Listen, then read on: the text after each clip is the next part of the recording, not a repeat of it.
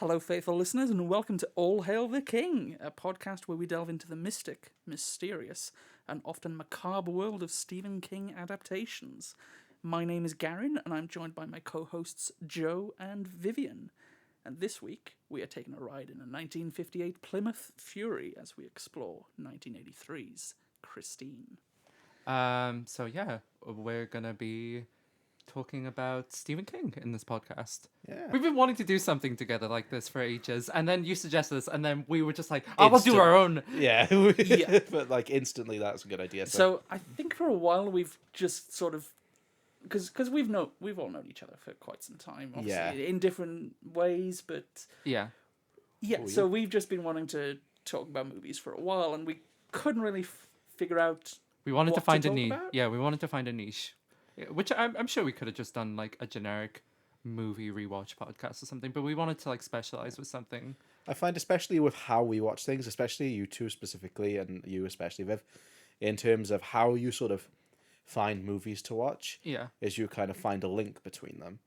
In terms of like you might watch a film and then watch another film by the same director. Yeah, I usually get like hyperfixated on specific directors or actors, and then I try to watch as much as their filmography in one go before the And I feel spark dissipates. especially with Stephen King being the connection, we've also got the book aspects of it. Yeah. Because I myself love reading, and I've read Stephen King books before, but it's something I've always wanted to delve into more. Yeah.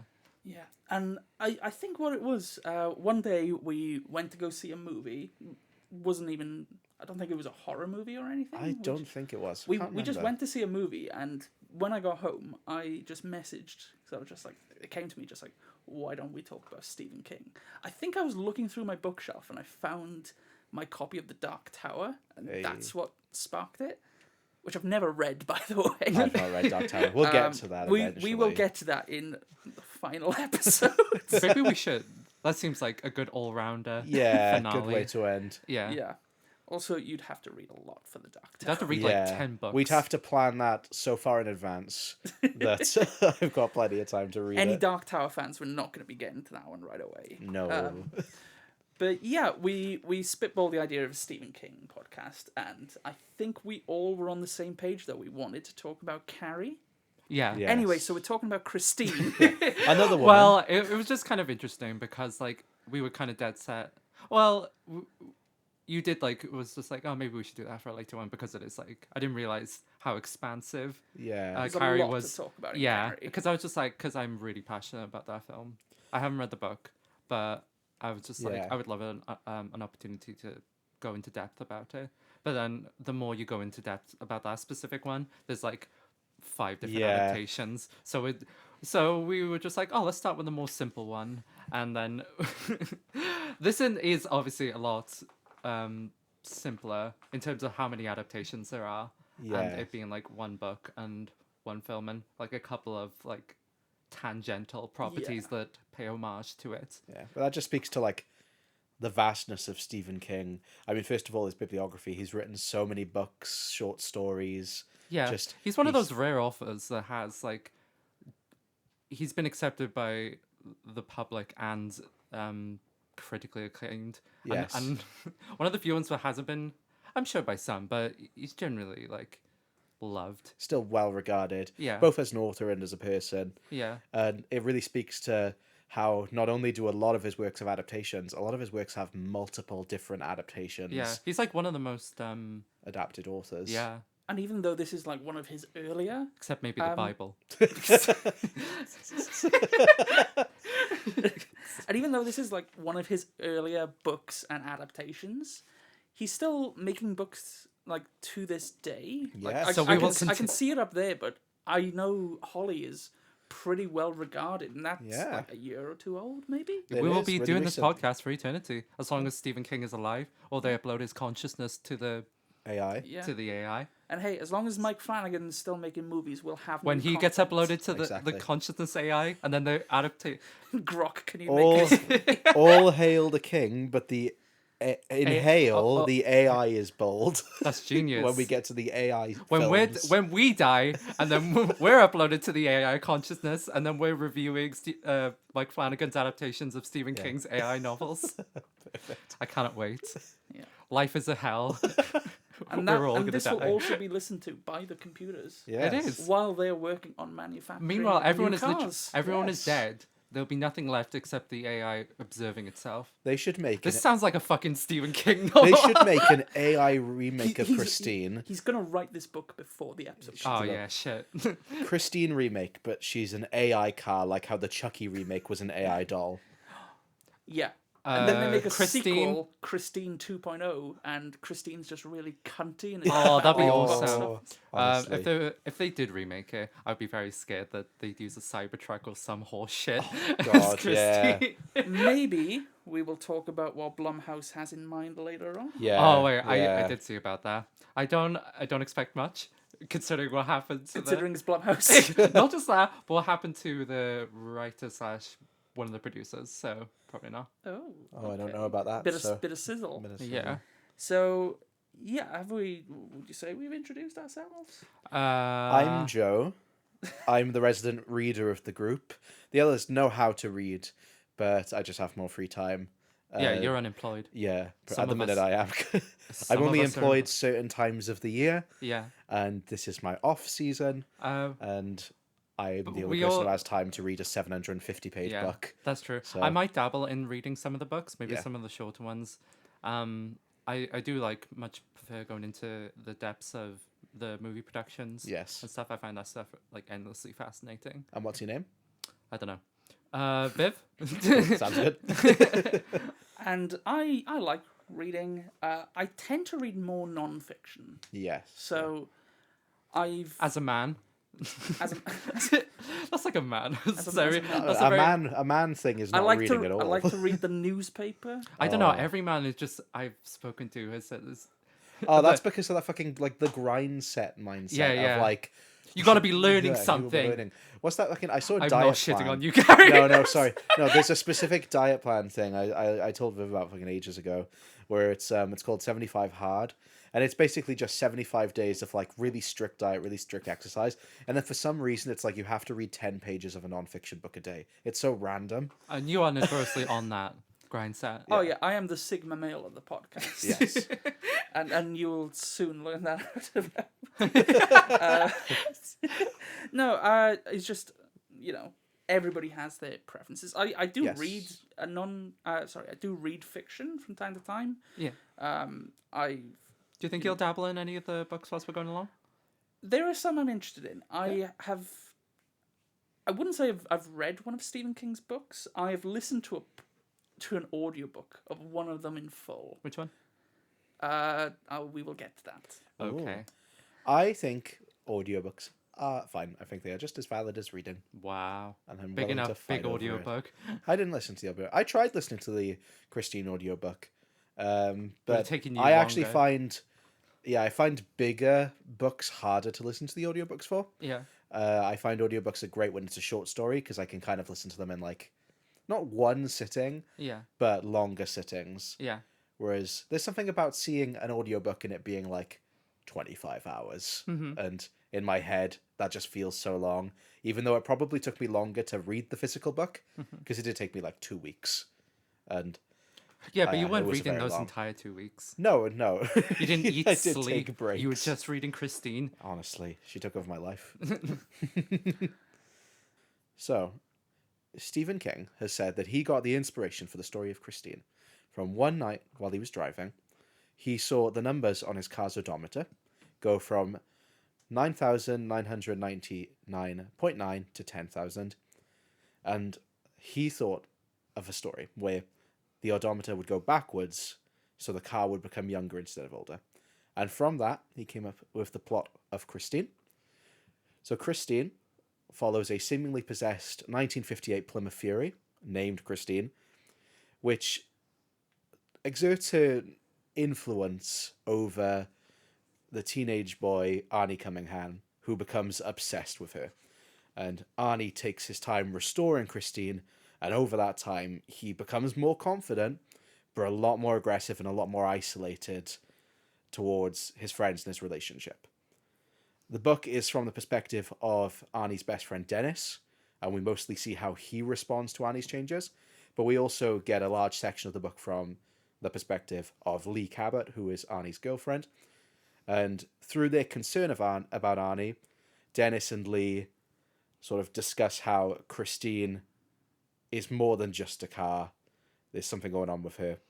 And it builds eventually into Arnie and Christine, well, Christine, but with Arnie's influence and vice versa, killing Arnie's bullies and sort of seeking vengeance for anyone who's made Arnie feel small and weak in the past.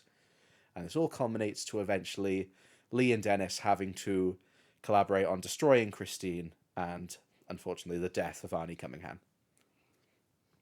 That's pretty Spoiler alert. good. Yeah. Spoiler alert, he does. We will be going Spoiler in alert, extreme the car- depth about the whole thing. The car is evil. Spoiler alert. It's a bad car. She's bad to the bone. Ba-ba-na-na-na. Bad to the bone. Ba-da-na-na-na. The book was published in 1983. Yeah, released on the 29th of April. In America? In America. In America, yes. By Viking. As a hardcover, first of all. And then the film followed very shortly after, Yes. releasing on the 9th of December 1983. Yeah, because from my understanding, they went into production before the book was even published, Yes, right? so- Because like Stephen King was already like hot shit by then. The movie was produced by Richard Cobritz, who Yes. had previously worked on... Salem's Lot. Yes. I did my research. Yeah.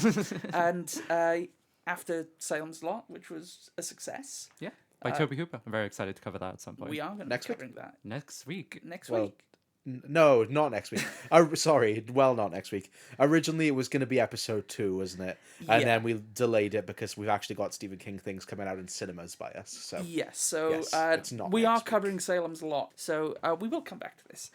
But that was a success, and Yeah. the producer was sent some manuscripts for Stephen King books, one of which being Cujo, which he didn't really respond to. But Christine, they thought they had potential there. So this movie actually started filming, according to John Carpenter in the commentary, around December of 1982. So before the book was officially published, and about a year out from when the film would ultimately release. Yeah, so the screenplay for Christine was written by Bill Phillips, who had previously written 2 unmade scripts for John Carpenter, Yeah. including Firestarter. Firestarter. The Twisted Firestarter. But that ultimately got canned by Universal Pictures for budgetary concerns. But they'd end up making a version of it not too long after. We'll probably cover that at some point. yes, yeah. But yeah, he hasn't really got many other notable things to his name, Bill Phillips. But he clearly has a strong working relationship with John Carpenter to have written 3 movies for him, even if only one of them got made. Yeah, because like due to John Carpenter's recent failure with The Thing, insane first of all. Yeah. But but I guess with like it got reevaluated later on. But because of that, he was dropped from Universal. Is that the company that produced it? Yeah, so Universal made The Thing. Yeah, that's why he moved to Columbia, correct? Yeah, so it wasn't really like, the old studio system where you'd work for one studio and... But Firestarter was going to be with Universal, wasn't it? Firestarter was going to be with Universal. So it could be, The Thing had the general working relationship he had with, like, had a close relationship was Universal, then dissipated after The Thing was, like, a massive bomb. Yeah. And was, like, generally, like, critically panned. So he moved on and he took up Christine. Yeah, from my understanding, from watching all the interviews with John Carpenter, listening to the audio commentary, he didn't really have much of an attachment to the source material. Obviously, No, not at all. He couldn't have because it was so recent. Yes, Yeah. exactly. But it was more of a paycheck gig for him. Yeah, Yeah. this was definitely something he was doing to sort of rev up his career. Avoid director's jail. Avoid director's jail. If only Damien Chazelle did this. Yeah.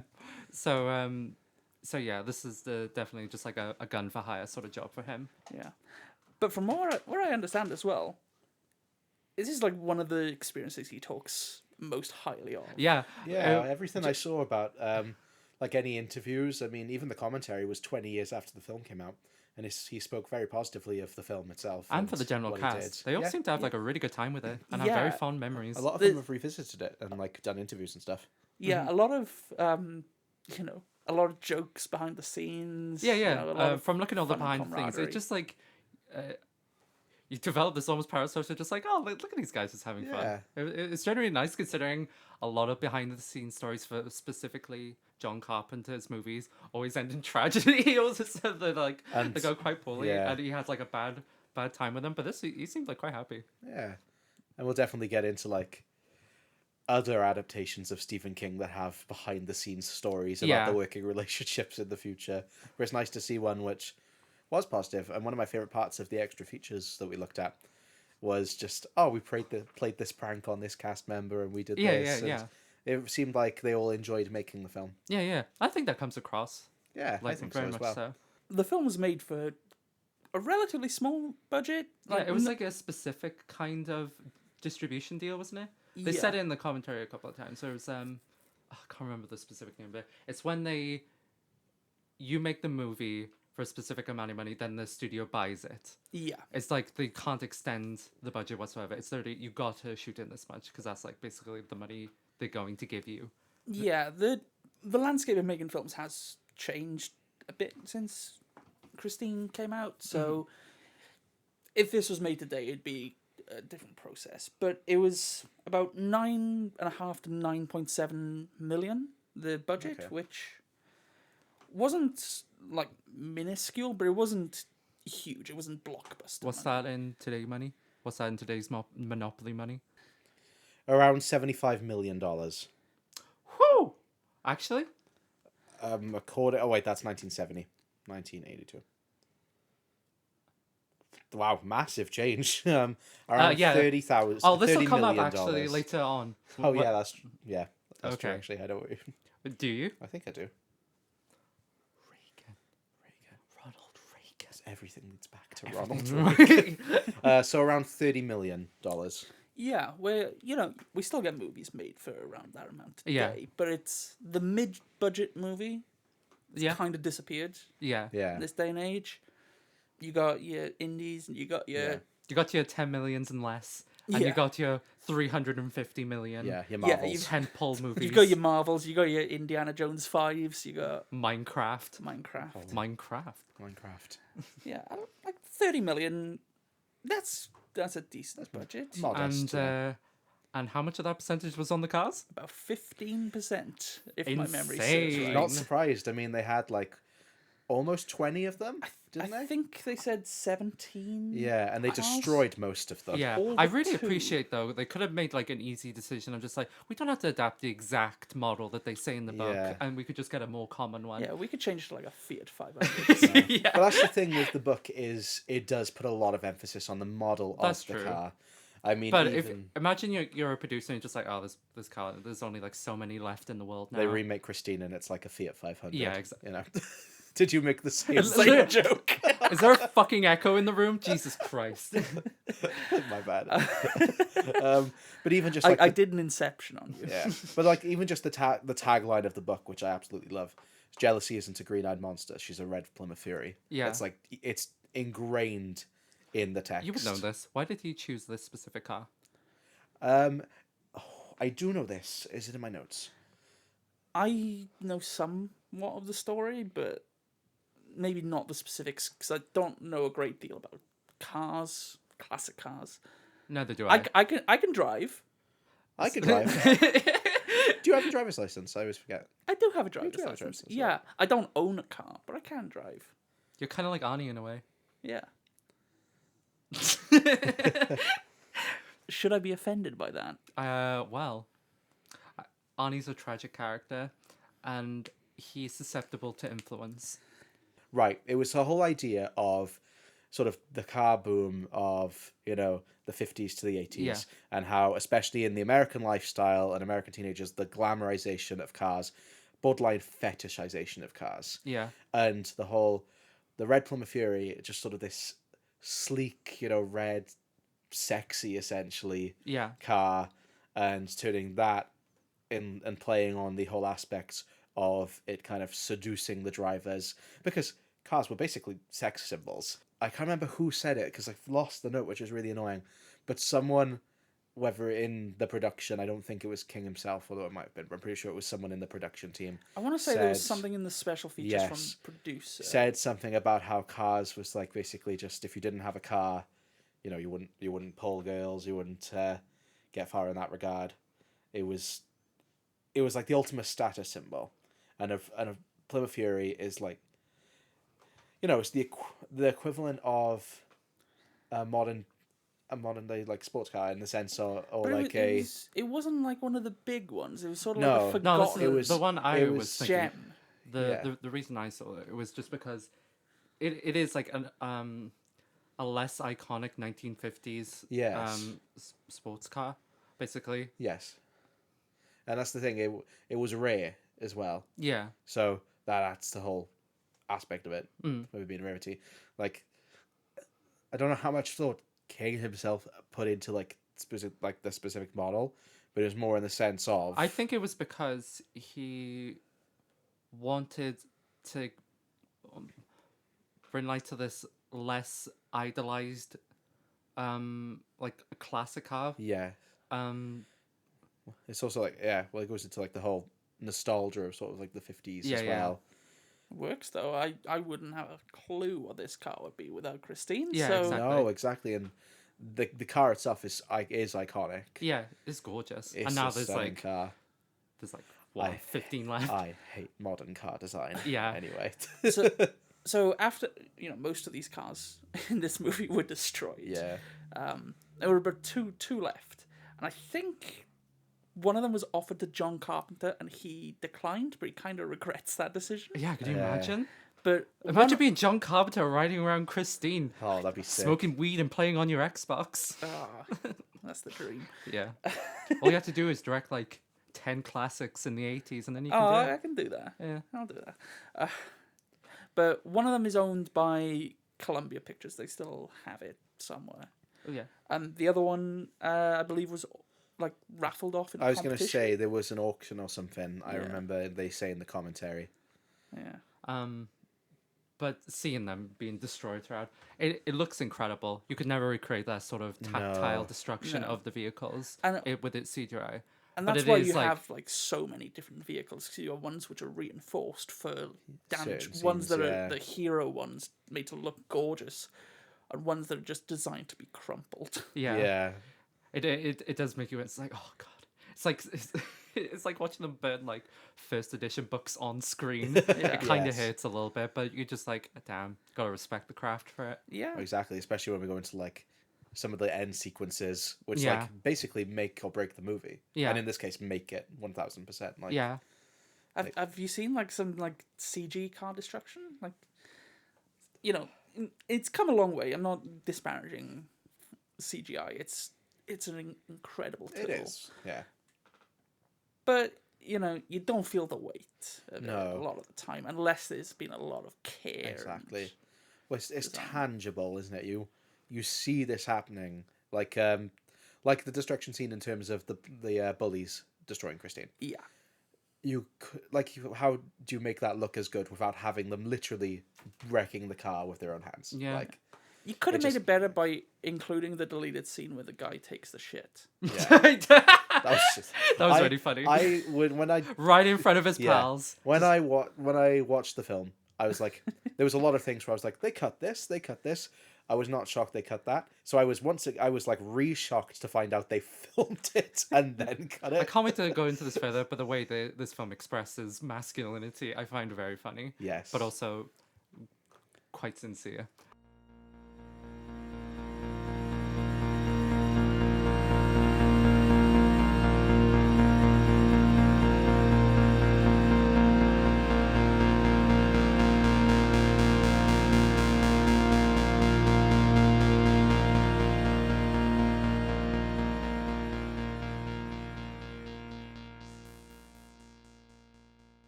Columbia wanted names. They wanted Brooke Shields. They wanted Scott Baio, I believe.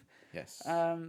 But the producers, John Carpenter, kind of fought against this. They were just like, no, the star of the movie is the car. Yes. Yeah, so they were casting relatively unknowns then, weren't Yeah. they? Yeah, so like Keith Gordon, basically our protagonist, he plays Arnie. He had some bit parts in All That Jazz and Jaws 2. Very small roles. And Brian De Palma. He was in Dress to Kill. Yes, I knew he was in a Brian De Palma, but I couldn't remember which one it was. Yeah. Um, But he went on to become a very successful director. yeah, and that's actually something in the commentary. It was just like, it's quite a nice relationship, them talking. Yeah, because he with talks a John lot Williams, about yeah. how he learnt a lot on the set watching John Carpenter. Yeah. So it's like quite sweet. Which is, that's got to be an invaluable experience. Yeah, learning could you from imagine? one of the masters? Like, Yeah, absolutely. I don't think it's a stretch to say that John Carpenter might very well be the greatest horror director of all time. Oh, like one of the most iconic, if not. Yeah, I would know. agree. Absolutely. Honestly, and then coming back to this, I don't want to spoil like my opinions, but coming back to a John Carpenter film because it's been a while for me. I was just like, fuck me, this man's got skills. He does. Well, that's Even the when thing, he's just like- doing like gun for hire shit.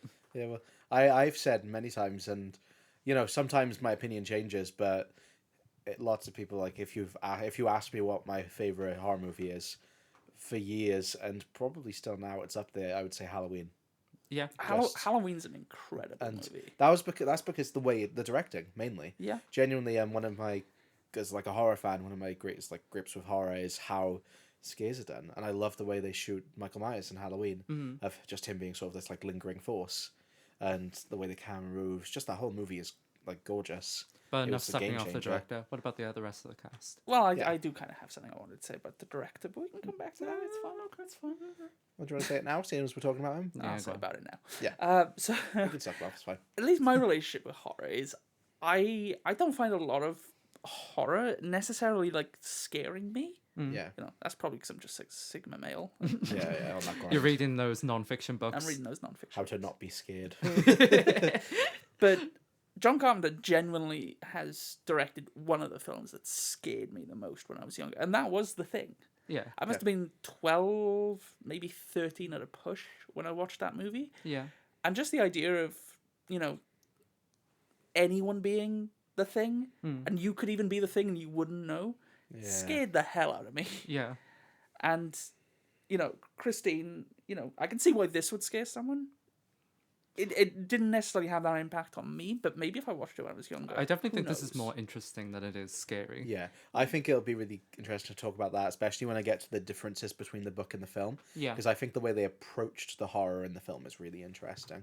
Yeah. But if we continue with the cast and crew. The rest of the cast, John Stockwell as Dennis. Yeah. Yes.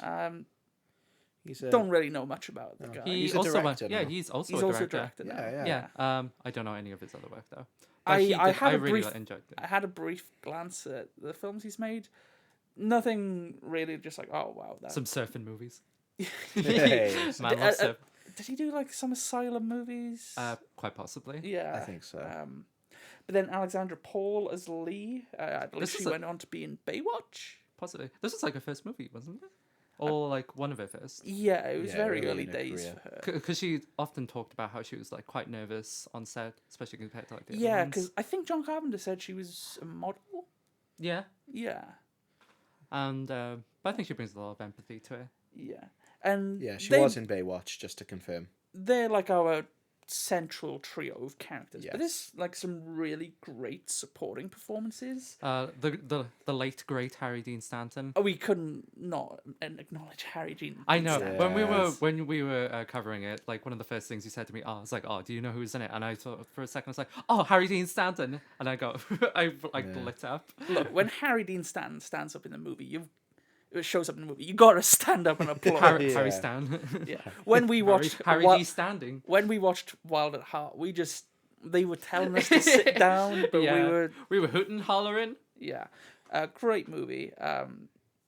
Great actor. Yeah. I've not seen Paris, Texas, He's but I've seen Alien Autopsy, and he's great in that. He was amazing in The Avengers as the security guard. Yeah, you forgot some pants, boy. Yes. Yeah, Yeah. he's the one who gives Hulk his trousers, and he's like, buck-ass nude. a buck ass new, put that green cock away. And obviously, I think Harry Dean Stanton is probably best known for Alien. Yeah, I would say that. Yeah. Yeah. But he's a great character actor. Loads of little bit parts. Am I really stupid? He's in Twin Peaks. Yeah. Oh, He's in The shit. Return. Oh, he's in The Return. Even in this, like, Harry Dean Stanton is probably like maybe third on my list of performances from like character actors I like in this movie. Yeah. You've got Robert Prosky as Darnell. Oh, he's and- great. Such an incredible like character and Yeah. performance. And also in one of my favorite films of all time, Gremlins 2. Is he? Yeah, he's the Munsters like grandpa character. Oh, is he? Yeah. Oh, that's wonderful. I You didn't know, recognize him at all. yeah, it's such a different performance. I really like him in Gremlins 2. So, like, not knowing he was the same actor, I was just like, oh, this guy's great. And, Yeah, absolutely. obviously, no longer with us, but great. And also, Roberts Blossom as George LeBay. Oh, yeah, he was great. Yeah. You may recognize him as the old guy from Home Alone. Yeah. The most also- hollow-faced man on planet Earth. But And genuinely delivers the best line of this movie. oh, I know. You know the one. Of course, if I could do. Yeah. It's the best smell in the world. Except for pussy. pussy. I genuinely had to pause the movie because I was laughing so hard at that line I was delivery. like that when I was reading it, to be honest. I got to that 'cause it just had part to, and like- That's in the book. Oh, that comes up multiple times in the book. Yeah. Because Arnie says it in the movie as Yeah, well. I was like, so you it's get a, repeated. So yeah, so you get a whole figure like, that's the thing, Darnell said. Not Darnell. That's the thing LeBay said. LeBay? Oh, Arnie's turning into LeBay. Yeah. Oh, it was a ghost. I will get to it. Yeah, But yeah, absolutely stacked cast. yeah. it is. And there's other performances like Christine Belford as Yes, Arnie's I mother. loved her. I thought she was amazing. The guy who plays his dad, very interesting face actor. I wish he was doing more stuff. You don't get like a lot of guys that look Yeah, like that. he doesn't have a Yeah. lot to do in the movie. He's got that one scene where he confronts Arnie. Yeah. Which is like a very pivotal one because it yeah. is quite shocking. Yeah, and Just it's, like- it's that great shot of Arnie just like twisting him, like getting the Yeah. hand on the neck. Yeah, and the like little clap he gives Yeah, him. it's just like so humiliating. Yeah. And William Ostrander as Buddy, which I just want to say, the oldest high schooler I've Right. ever Okay, seen. to be fair, I'm pretty sure if my memory serves me right, in the book it's explained that he's been held back quite a few times. Which the film doesn't say anything about that, so I agree. He does He's got look these like, mutton chops. Yeah. he looks like a man. 30-year-old. Just a Yeah, he 30-year-old looks like a man. 30-year-old guy. The But- teacher comes up to him, and the teacher looks younger than him. The balding teacher. Yes, Yeah. absolutely. We'll say though, even if the book didn't explain that, honestly, the amount of things that we've spoken about this. Casting adults to play teenagers. I'm fine if they look like adults. Frankly, I think Yeah, it kind of I'd rather enhances that the than, like- experience. It's the grease effect. Yeah, Yeah. exactly. It's grease. I mean, did you really think about that with like Arnie or whatever? Not really. I thought No, I didn't. they looked pretty. I never really questioned their age. Yeah. Especially, but just a quick thing yeah, on go the for it. topic of Grease. There is a very, very small supporting role in this movie. I'm forgetting her name. I do have her in my notes. Kelly Preston, who was married to John Travolta, until she passed away a few years ago from cancer. Oh, rest in didn't know peace. that. She's just connected to the Grease lifestyle. Yeah. Yeah. I think the thing is as well, which helps, is often you'll see shows where it's like these are high schoolers, but then you realize they're meant to be 15. These characters are meant to be 18. Like they're Yeah. ready. They're like it's their last. Yeah, year of because school, Arnie's but- like 17, isn't he? well, because they go into Arnie's 17. Because I think Yeah, so he's- because yeah. at least in the deleted, no, in the movie itself, they talk about going to college. Yeah, so the next year they're 17, 18. Yeah. So they it's a bit more believable. They're on that precipice of becoming Becoming adults, of outgrowing their parents. Possibly a theme. Maybe. Honestly, Maybe. makes a great double bill with High School Musical 3 senior year. Honestly, yeah. They have that scene in the junkyard in High School Musical 3 when they sing The Boys Are Back. It's basically the same as this. Yeah, It's got it those is. gay undertones. Absolutely. But yeah, they really lucked out on this because the cast really sell this whole story. Yeah. Yeah, like obviously when we chose to cover Christine, we were like, oh, the first episode's gonna be it's like a simple one. Yeah.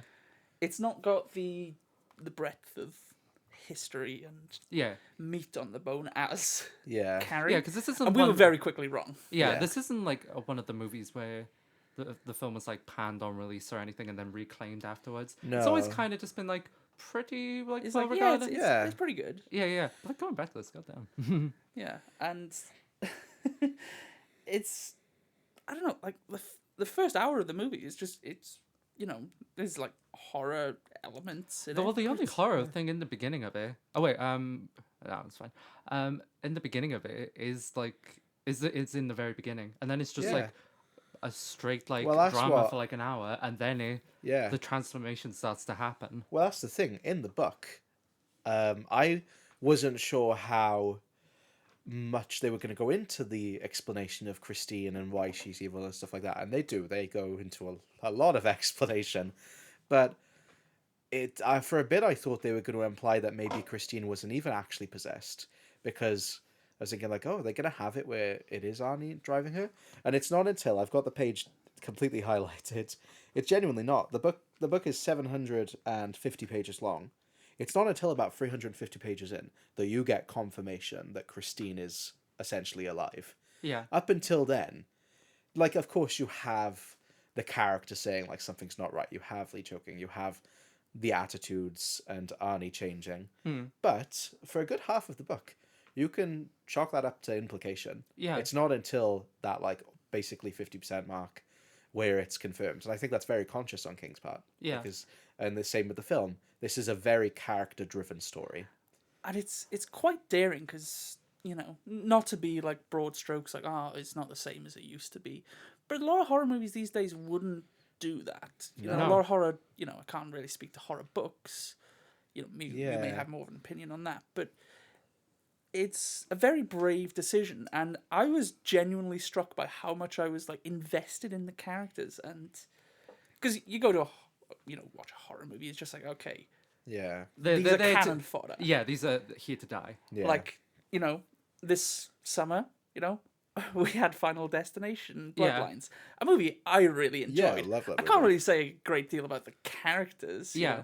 There's bits. No, I Yeah. was genuinely shocked because I thought when I heard about like, oh, it's about like a nerd, a guy who like obviously like he progresses and he's like friends with the jock, and I'm just like, oh, they're probably gonna be like kind of shallow, like archetypes. Yeah.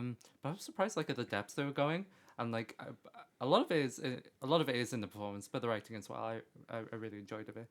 I think we kind of made clear that our general opinions, but I quite loved this movie. I really enjoyed it a lot more than I was expecting. Yeah, I know you got kind of different opinions, but for Yeah. very understandable reasons. But obviously, do you want to like Yes. go into depths about the book? So, I was debating. I knew going into the creation of this podcast, I was going to read every book of the movies we cover. However, the thing I was weighing up is whether I read them before or after. Obviously, in a lot of cases, I've already seen the film. In some cases, I've actually read the book and not seen the film. So that's already covered. But this is where we started with an instance where I haven't seen the film or read the book. So I weighed up whether I was going to read the book first or watch the film first, and I chose to read the book. And I do think maybe that wasn't the right decision because I do think it kind of left me wanting more from the film. I think it's a very good film. Yeah. The directing, the acting, incredible. But the book has basically got all the strengths of the film. Obviously not the visual strengths because it's a different medium. Yeah. But in terms of the characters, except more. So That's obviously going from the book to the film. Which is interesting because I've heard like a lot of criticism that in reverse, where a lot of the people just be like, "Oh, the book is quite bloated," whereas like the film Yes. trims down the fat. So that's the thing with Stephen King. And one of the other books by Stephen King I have read is It, which is obviously another one of his big, both in terms of Totems. popularity, but also in terms of page numbers. And I think Stephen King is a fantastic writer. I just want to of make it clear, characters. Joe is swinging the book like it is the Bible in front of us. This is my Bible. I think Stephen King writes characters and side characters incredibly well. So, yes, it's bloated in the sense of you get Dennis's parents and they get lots of things. You get a lot more with Arnie's parents. You get a lot more with the bullies. You get, there's definitely things that could be trimmed in terms of the plotting that I think the film really does streamline. Yeah. And they cut out a lot of the stuff that doesn't need to be in there, even in terms of the deleted scenes, stuff they shot. When I watched that, I was like, that happens exactly as it is in the book. Glad they didn't put it in the movie. But in terms of the character, it's just the book is a slow burn, which they say in interviews and in the behind the scenes stuff. Alexandra Paul, who plays Lee, said the book went into character development that the film couldn't do. And yeah, because it's a different medium, they've got a different time scale. Yeah. So I don't want to criticize the film for that. I think the film is fantastic. It's more just, I think my perspective would be different if I'd watched the film first and gone to the book, because I think then I would have been like, ooh, this is what I liked about the film, but more. Whereas because I read the book first, I unfortunately kind of shot myself in the foot. So you genuinely much prefer the book because of the depth it is able to go into. I love the book, especially because I was one of those ones where I wanted to read it faster, but just couldn't. I couldn't concentrate on it. It really did feel that slow burn of getting to know the characters. Honestly, I think the back half of the book, so basically the stuff from when Christine is confirmed to be alive, I think the back half, like that much, I'm showing them the book, is... It's a good about 300 pages. Yeah, it's genuinely like basically right in the middle. I think the back half of the film is better if I was directly comparing them. Yeah. I think everything to do with the killings and the action sequences and the conclusion, I think is better handled. Even as someone who really likes the film, I can kind of see where that you would come to that as well. It's just the film. The book has more character development for not just the main trio, but the other characters. Because I would say the first half of the film is the strongest in my opinion. Yeah, Absolutely. Yeah. So I think both are fantastic. If I had to pick like which one I preferred, like I probably prefer the book because I experienced the book first. Yeah. Simple as that. And whether in the future I read the books first, maybe not. Maybe this has made me feel like I want to watch the films first and get that fresh perspective. But I think I prefer the first half of the book vastly just because the amount of character development it's given and a lot of the queer undertones that we'll get to. I'm very excited. Very excited for that. But I think that everything to do with Christine's killings is vastly improved in the film. Yeah. Yeah, and we'll get to the more details when we talk about those scenes specifically. Fascinating. Yes. Obviously, me and you, we didn't read the book. Yeah. The film, which I very much enjoyed, at times I thought, like, okay, it's a little, it's 109 minutes long, which, isn't, a great deal of time, so to speak. But it's, there were times where I was just like, okay, this feels a little bit longer than most horror movies of its, ilk. Yeah. But I still felt like I wanted more. And that's where I'm just like, okay, I've seen the movie, and if I do want more, I can go to the book. Yes, and it's a different way of how to approach it. That's the thing. I think that there's no right way to do it. I feel like there could definitely be an adaptation in the future where I see the film first and then read the book and realize, oh, I actually preferred the changes the film made. I don't like reading this as much. It's almost a lose-lose in terms of you're always going to compare them. Yeah. You have to. It's just ingrained in adaptation, and it's just one of those instances where, especially with a 700-page book condensed into a less than 2-hour film. I mean, that's things just the need to be nature. cut, That's just the nature of adaptation. Yeah, and it's different medium. I'm never one of those people who thinks I've seen. It's an old take of the whole. I'd rather a book adaptation be 4 hours long and have everything in it than be so. No. And it's like, no, they're different mediums. Things need to be cut, but that doesn't necessarily mean on a personal sense. But it makes me kind of appreciate the fact that they still chose to focus so much on the characters. Yes. Yeah, so we briefly spoke about this very briefly yesterday, and I kind of alluded to the fact that I wasn't sure how I felt on the film. Yeah. I was kind of middling. Having rewatched it today with commentary made me realize, no, I do really like it. It is just not the film that was in my head. And that's just kind of something I have to expect, where it's like, Are you going to continue doing this where you read the book then watch the film? Are you going to do that tonight when we go see so the next thing thing we're is, covering? to talk about the next couple of things we're covering, Shawshank I've already seen the film and read once. Okay. So either way, it's kind of just like, whatever. Yeah. Life of Chuck then, because that is Mike Flanagan, possibly my favourite writer-director of all time, and I know nothing about Life of Chuck, I'm not going to read the book first. Okay. Because I don't want the film to be essentially spoiled plot-wise for me. And then it'll just be kind of a case-by-case, probably. I'm not going to have a hard and fast rule. It's probably just going to be how I feel, depending on the property and the adaptations we're looking into. Interesting. Is there any specific details within the way it was altered in the movie that you felt were generally weaker beyond the fact that there was just less of it? I think this is an interesting aspect because it'll go into the greater themes in terms of masculinity. I think the movie puts a lot more emphasis on the sexualization of the female characters, which isn't a knock against the movie. It's not a bad thing. It's just different and did catch me off guard. Also, in terms of Arnie's relationship with his parents, there's enough in the film that I think it really works. However, that book, gives it that time. The interesting thing with Christine is it's not a slow progression into insanity. Yeah. It's in the book, especially, I'd say it's very fast how quick Arnie switches. Yeah. It's pretty much the second he buys Christine, he's already a different person. It's more you get a lot more time developing with the other characters. Yeah. Even like Dennis's parents, so we don't see it all in the film. You get a lot of them speaking to Dennis. You got a lot more of Dennis's feelings and his open discussions about how he feels about it all. Yeah. Which again, I don't think would have worked in the film. So most of it is just there's less of it. Yeah. Whereas if I was talking about specifics, when we go into the whole masculinity and So sexualization. as the film on its own, I know it's like almost impossible to divorce the book you've read from the film you're seeing now. Yeah. Because you are going to be making comparisons.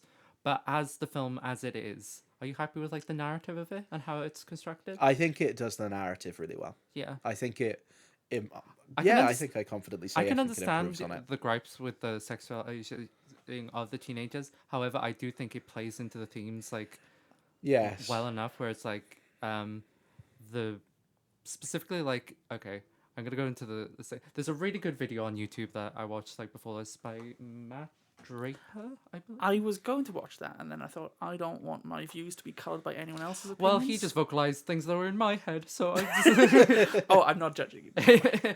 But he, because like when I was like doing research for this, I was thinking like there seems to be a lot of like allusions, at least maybe superficially, maybe on purpose, to American Graffiti. Interesting. Because they cover a lot of the similar themes of sexuality, car culture, and 1950s nostalgia. Yeah. Whereas in American Graffiti, it is handled with like reverence and joy of just like of a bygone era. I've not seen American Graffiti. Me so neither. I know of it. Great by movie. reputation. George Lucas, like his second movie, really good. Oh, he did Star Wars, didn't he? He did Star Wars. He did. No, that was his wife. Go.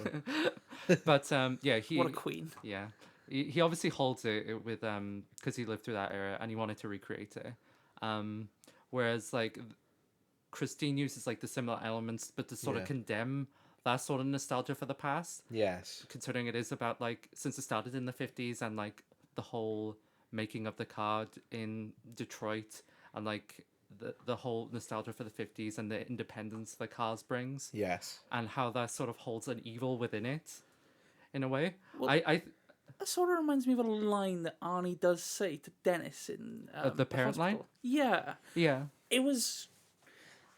At first I was like, okay, that came out of like left field. No, I was just That's like, a- oh shit, yeah, they're wearing their themes on the sleeve with this. That's a with that line. direct quote from the book as well. A lot of these lines are direct quotes, especially the big ones. I've isolated some quotes that I really like from the book. I haven't written all of them in my notes, but I still have the book next to me highlighted. And I agree. I think that It holds that sort of contentment for Yes. like the greaser culture that say Greece or American Graffiti finds like, oh, wasn't it the good old days when you could just be like a guy, you could just be a guy and you're running Yeah. after babes, or in this it's I feel purposely it's kind of treated gross with like And I there's- agree. There's a lot of... and like juvenile. Because like I know there's a contrast between say the bullies who are just psychopaths, but they're also portrayed to sort of be like that as well.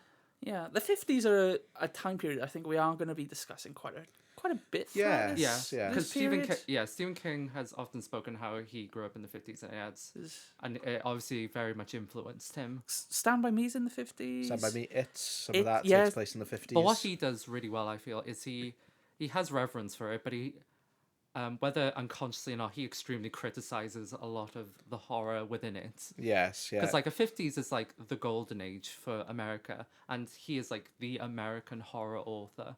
Yes. I think that's really interesting as his take. And that's kind of, not switched my opinion, but more really highlighted that different things that the film is focusing on in terms of obviously there's sexism in the book, but it's mainly from Arnie, who is essentially like, for lack of a better word, possessed by LeBay. Yeah. So, you only get it from essentially the antagonist of the story.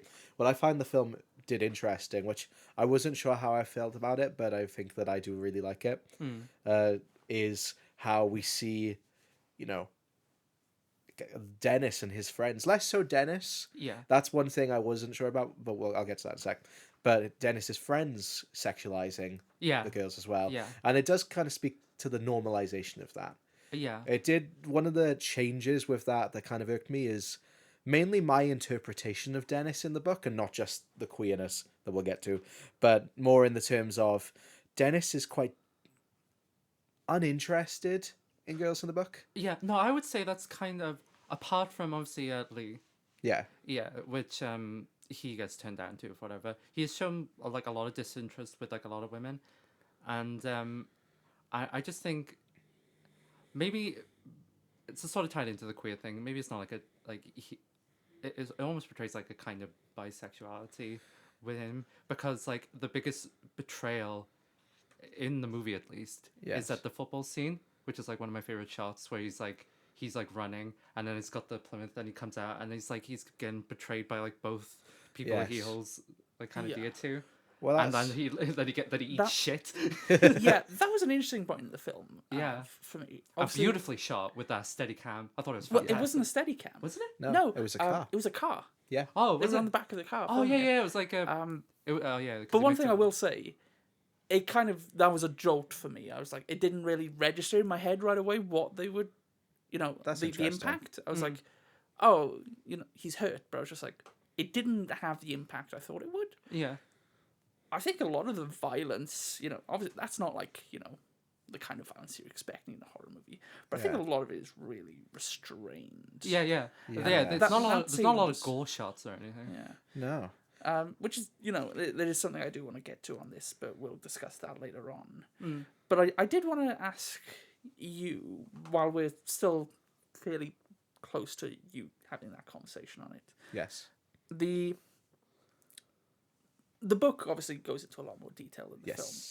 And this was produced by the same person who did Salem's Lot, which was originally a miniseries, about 3 hours in length. Obviously, this is a under 2 hour feature film. Yes. Do you think it would have benefited from being a miniseries for television? That's really interesting as a question. My only reason I would say, weighing up the two options, if I was to say yes, the benefits would be you'd be able to spend more time on developing those characters. The only reason I would say no, and I'm leaning towards no, is because it's so front heavy with all the characterization. I could see actually that could still work. If it was a 2-part miniseries, I could see how the first half would kind of maybe not even focus on the fact that Christine is evil. I know this movie kind of gets characterized in the story itself as like the evil car movie, but obviously we've learned and discussed that it goes a lot deeper than that. So perhaps if it was a miniseries, they could have it where it's like, oh, it's the Stephen King book with the killer car, and then watching the first part being this, essentially drama, like you said. Yeah. And like, oh, is it the killer car, or is it just the boy's going to drive the car? And then maybe going into the fantastical elements in part 2. Which I guess is basically just the film, but give it a bit longer. It's not often I say for films to be longer, but I think it maybe might have benefited a little bit. But also, you would have like a slashed budget. Yeah. And I feel as though this movie uses the budget very well. Yes, I'd agree with very that. economical. Yeah. I think for the car sequences as well. Yeah. Like the rebuild sequence or whatever. Yes. I want to talk about that sequence in depth. Please do. We will. It is fantastic. It looks incredible. It is genuinely one of the best special effects from any movie. Yeah. Not just the 80s. Ever. Like, obviously, The Thing, John Carpenter, he's very well versed in these special effects. Yeah. But I did mention earlier, before we started recording, Roy Arbogast, the special effects supervisor for this movie, had previously worked on Reds and Deliverance, not very extensive special effects movies, but also did Star Trek II: The Wrath of Khan. Joe's favorite movie. I love Star Trek too. I'm sorry. I went through a period of, we went to the cinema a couple times. Yeah. To be fair, it was like around the same time I found out I was like majorly anemic. Oh yeah. And I had to go My on. anemia made me hate No, Star Trek I had too. to go on like meds for like months. Yeah, I know. But there was a period of movies like Priscilla, The Boy and the Heron. Yeah, you were The just Zone of falling Interest. asleep in We would go movies. to the cinema and I would just conk out. And unfortunately, that's when I saw Star Trek 2 for the first time. Are you and not so keen on Star Trek 2 Wrath of Khan? I slept through most of it, and I'll be that honest, kind of I don't think scoured it's my as thing. great as people say either. Hey, there we go. But you don't think it's Validation. I bad? was right this whole time. It's Let's say the Star Trek podcast. no. I would happily do a Star Trek podcast. Oh. We will talk more about Star Trek later on in this episode. Oh yeah. A little bit. Oh of yeah, we sizzle. will. Yeah. Okay.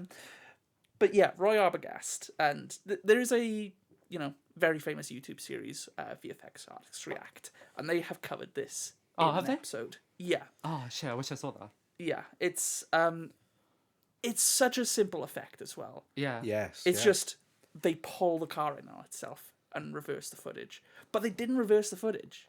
Do you want to know how they did it? How did they do it? Oh, how did they do that? This is such a really Wait, I know. yeah. Go on. Yeah. It's so cool. They put the camera upside down. What? So the film runs backwards. What? So when they reversed it, they didn't have to create a second generation negative. They could just play it in reverse. That's genius. Yeah. Yeah. Was that his idea?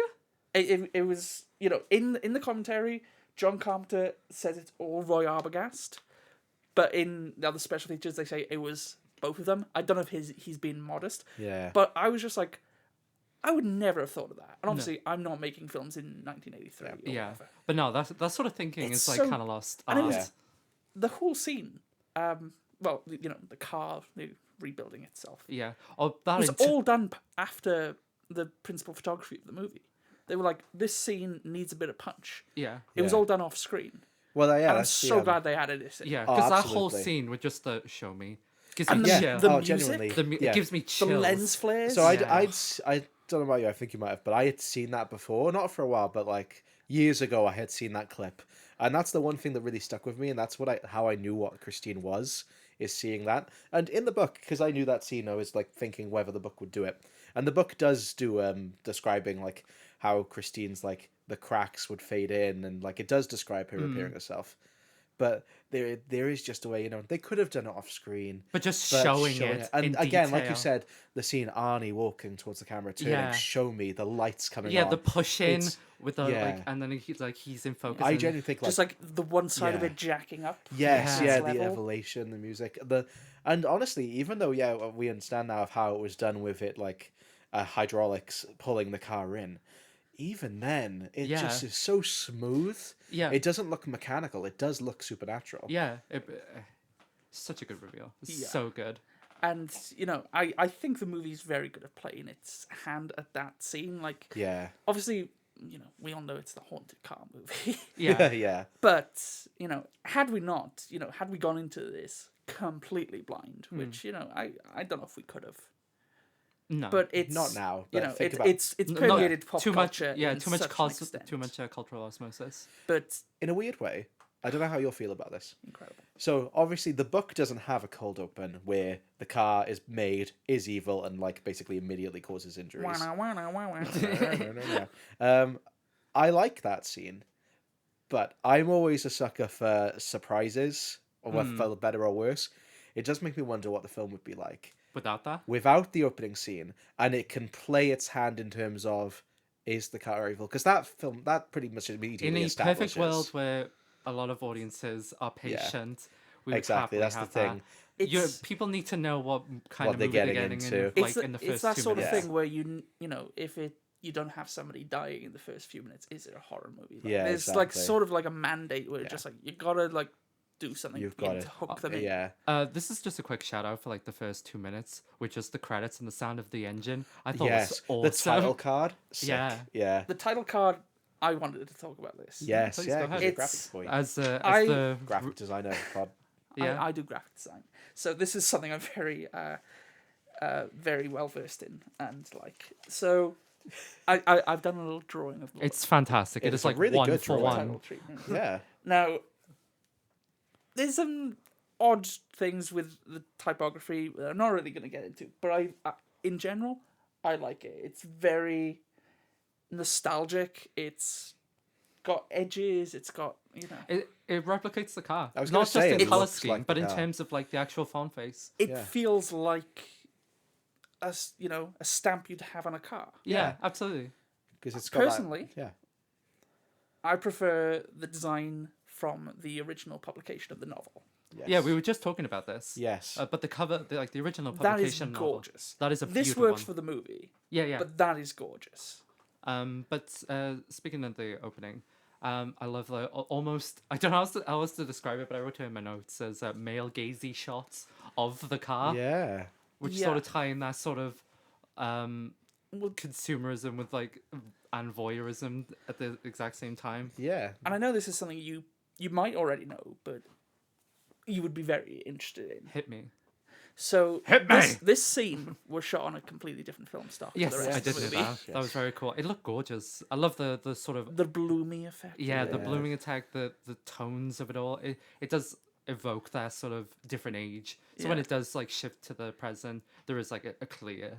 Yeah. I like it's subtle, Like but it didn't hit me when I watched the movie, but, but when you announce it, you it's just kind like of got oh yeah, you kind of got like an unconscious thing in the back of your head.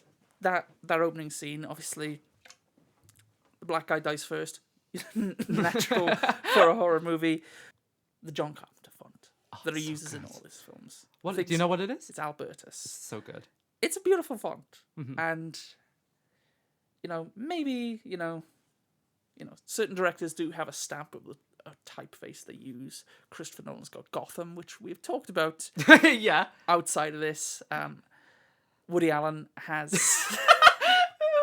Yeah. We're not going to talk too long about Woody Allen, but he uses the same typeface. Yeah.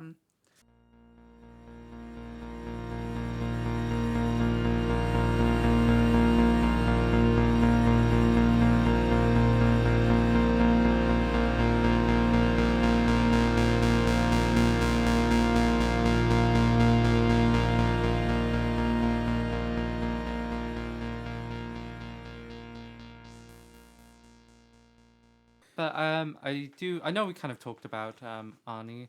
Who played him again? Keith Gordon. Keith Gordon. I just want to like particularly highlight this performance because there's a lot riding on it.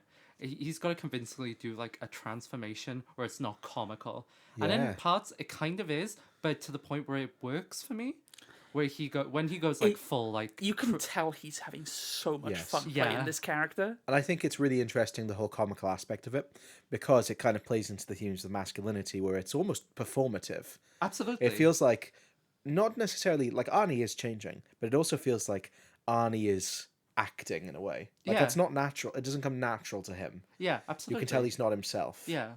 It's like he's possessed by the ghost of a dead man who owned a car once. I'm Does it- glad in they the cut book, that. okay, I learned about this. He gets the back brace that the old owner has. Like He basically becomes, so in the book, Garyn, I don't know how much you know about that aspect of the differences.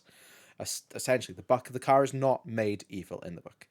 In fact, the LeBay we meet in the film isn't the LeBay in the book.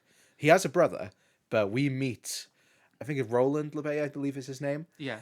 who is the original owner of Christine. The backstory is pretty much the same. His daughter does die, the wife does die, but in the book it is explicitly stated that it is the ghost of LeBay controlling Christine, even to the point where at times he's not inhabiting Christine, he's inhabiting other places. So for example, Arnie dies in the book. Arnie does not die in the same way he does in the film. He dies essentially off screen I do in a know about crash this, in yeah. a crash with his mother.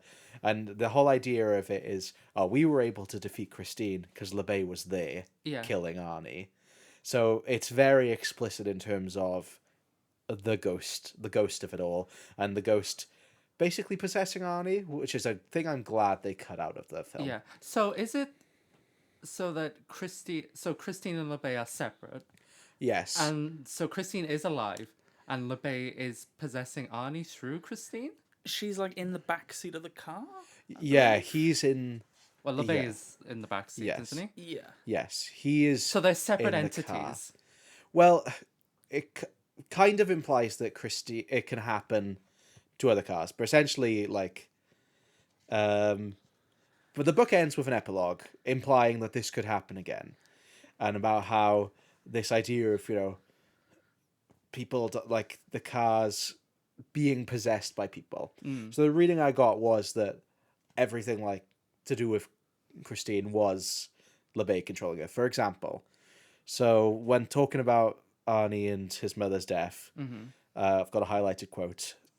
It had to be LeBay. He couldn't be in both places at once. That was the thing. At the end, when he saw how things were going in Darnell's garage, he had abandoned Christine and he had tried to go back to Arnie. So I read it as he is possessing Christine. He is in control of the car, and if he leaves the car, then she can't do anything. Right. Okay. And you do get visual descriptions of him. They've way more streamlined it in the movie, where it's like, I think for better reasons. I think whether or not I say about cutting the first scene, even though I'm glad that opening thing is there, that it was made just born evil. I think having the ghost of the guy kind of undermines Arnie's transformation a little bit. A little bit, yeah. I kind of... It makes it much more tragic in the film, I feel. Yeah, I agree. Because it's just like this down-upon kid who's like... Maybe for better as he, like... He's a dork. Yeah, he's a dork. And he... Although he gains confidence and independence through Christine, that independence turns dark and it becomes an evil force in its own way. It's like quite sad, really. Christine is like the Andrew Tate of its day. Absolutely. Yeah. That's a perfect analogy, Garyn. As a Sigma male, I would. Yeah. But I feel as though that tragedy is really exemplified through Dennis. Yes. Which will tie into the kind of queer themes. However, just seeing Dennis's reaction to Arnie's transformation, just like it's like quite sad, really, because like there's still parts where Arnie is transforming and they're still clearly friends. Yeah. And like things are becoming like more heated, and there seems to be more of a toxic masculinity between them. Yeah. When he starts adopting more like the greaser persona that he develops from Christine. Yeah. And before we do get into all of that, I do just want to just quickly interject here and say the change in the book, from the book to the film, it was a conscious choice. Yes, yeah. And that's because An American Werewolf in London came out 2 years prior, and they thought, this is very similar to the Griffin Dunn character. Oh, yeah. Yeah. And I can see that. I don't think it would have, hurt, but I think it's a good decision because it sort of gives the film its own flavour. Yeah, that idea was kind of perfected in American Werewolf. Yeah, you can't... Especially, it's like if they did it badly, they probably wouldn't have thought about it, but the fact that they did it so well in American Werewolf in London, it's like... Yeah.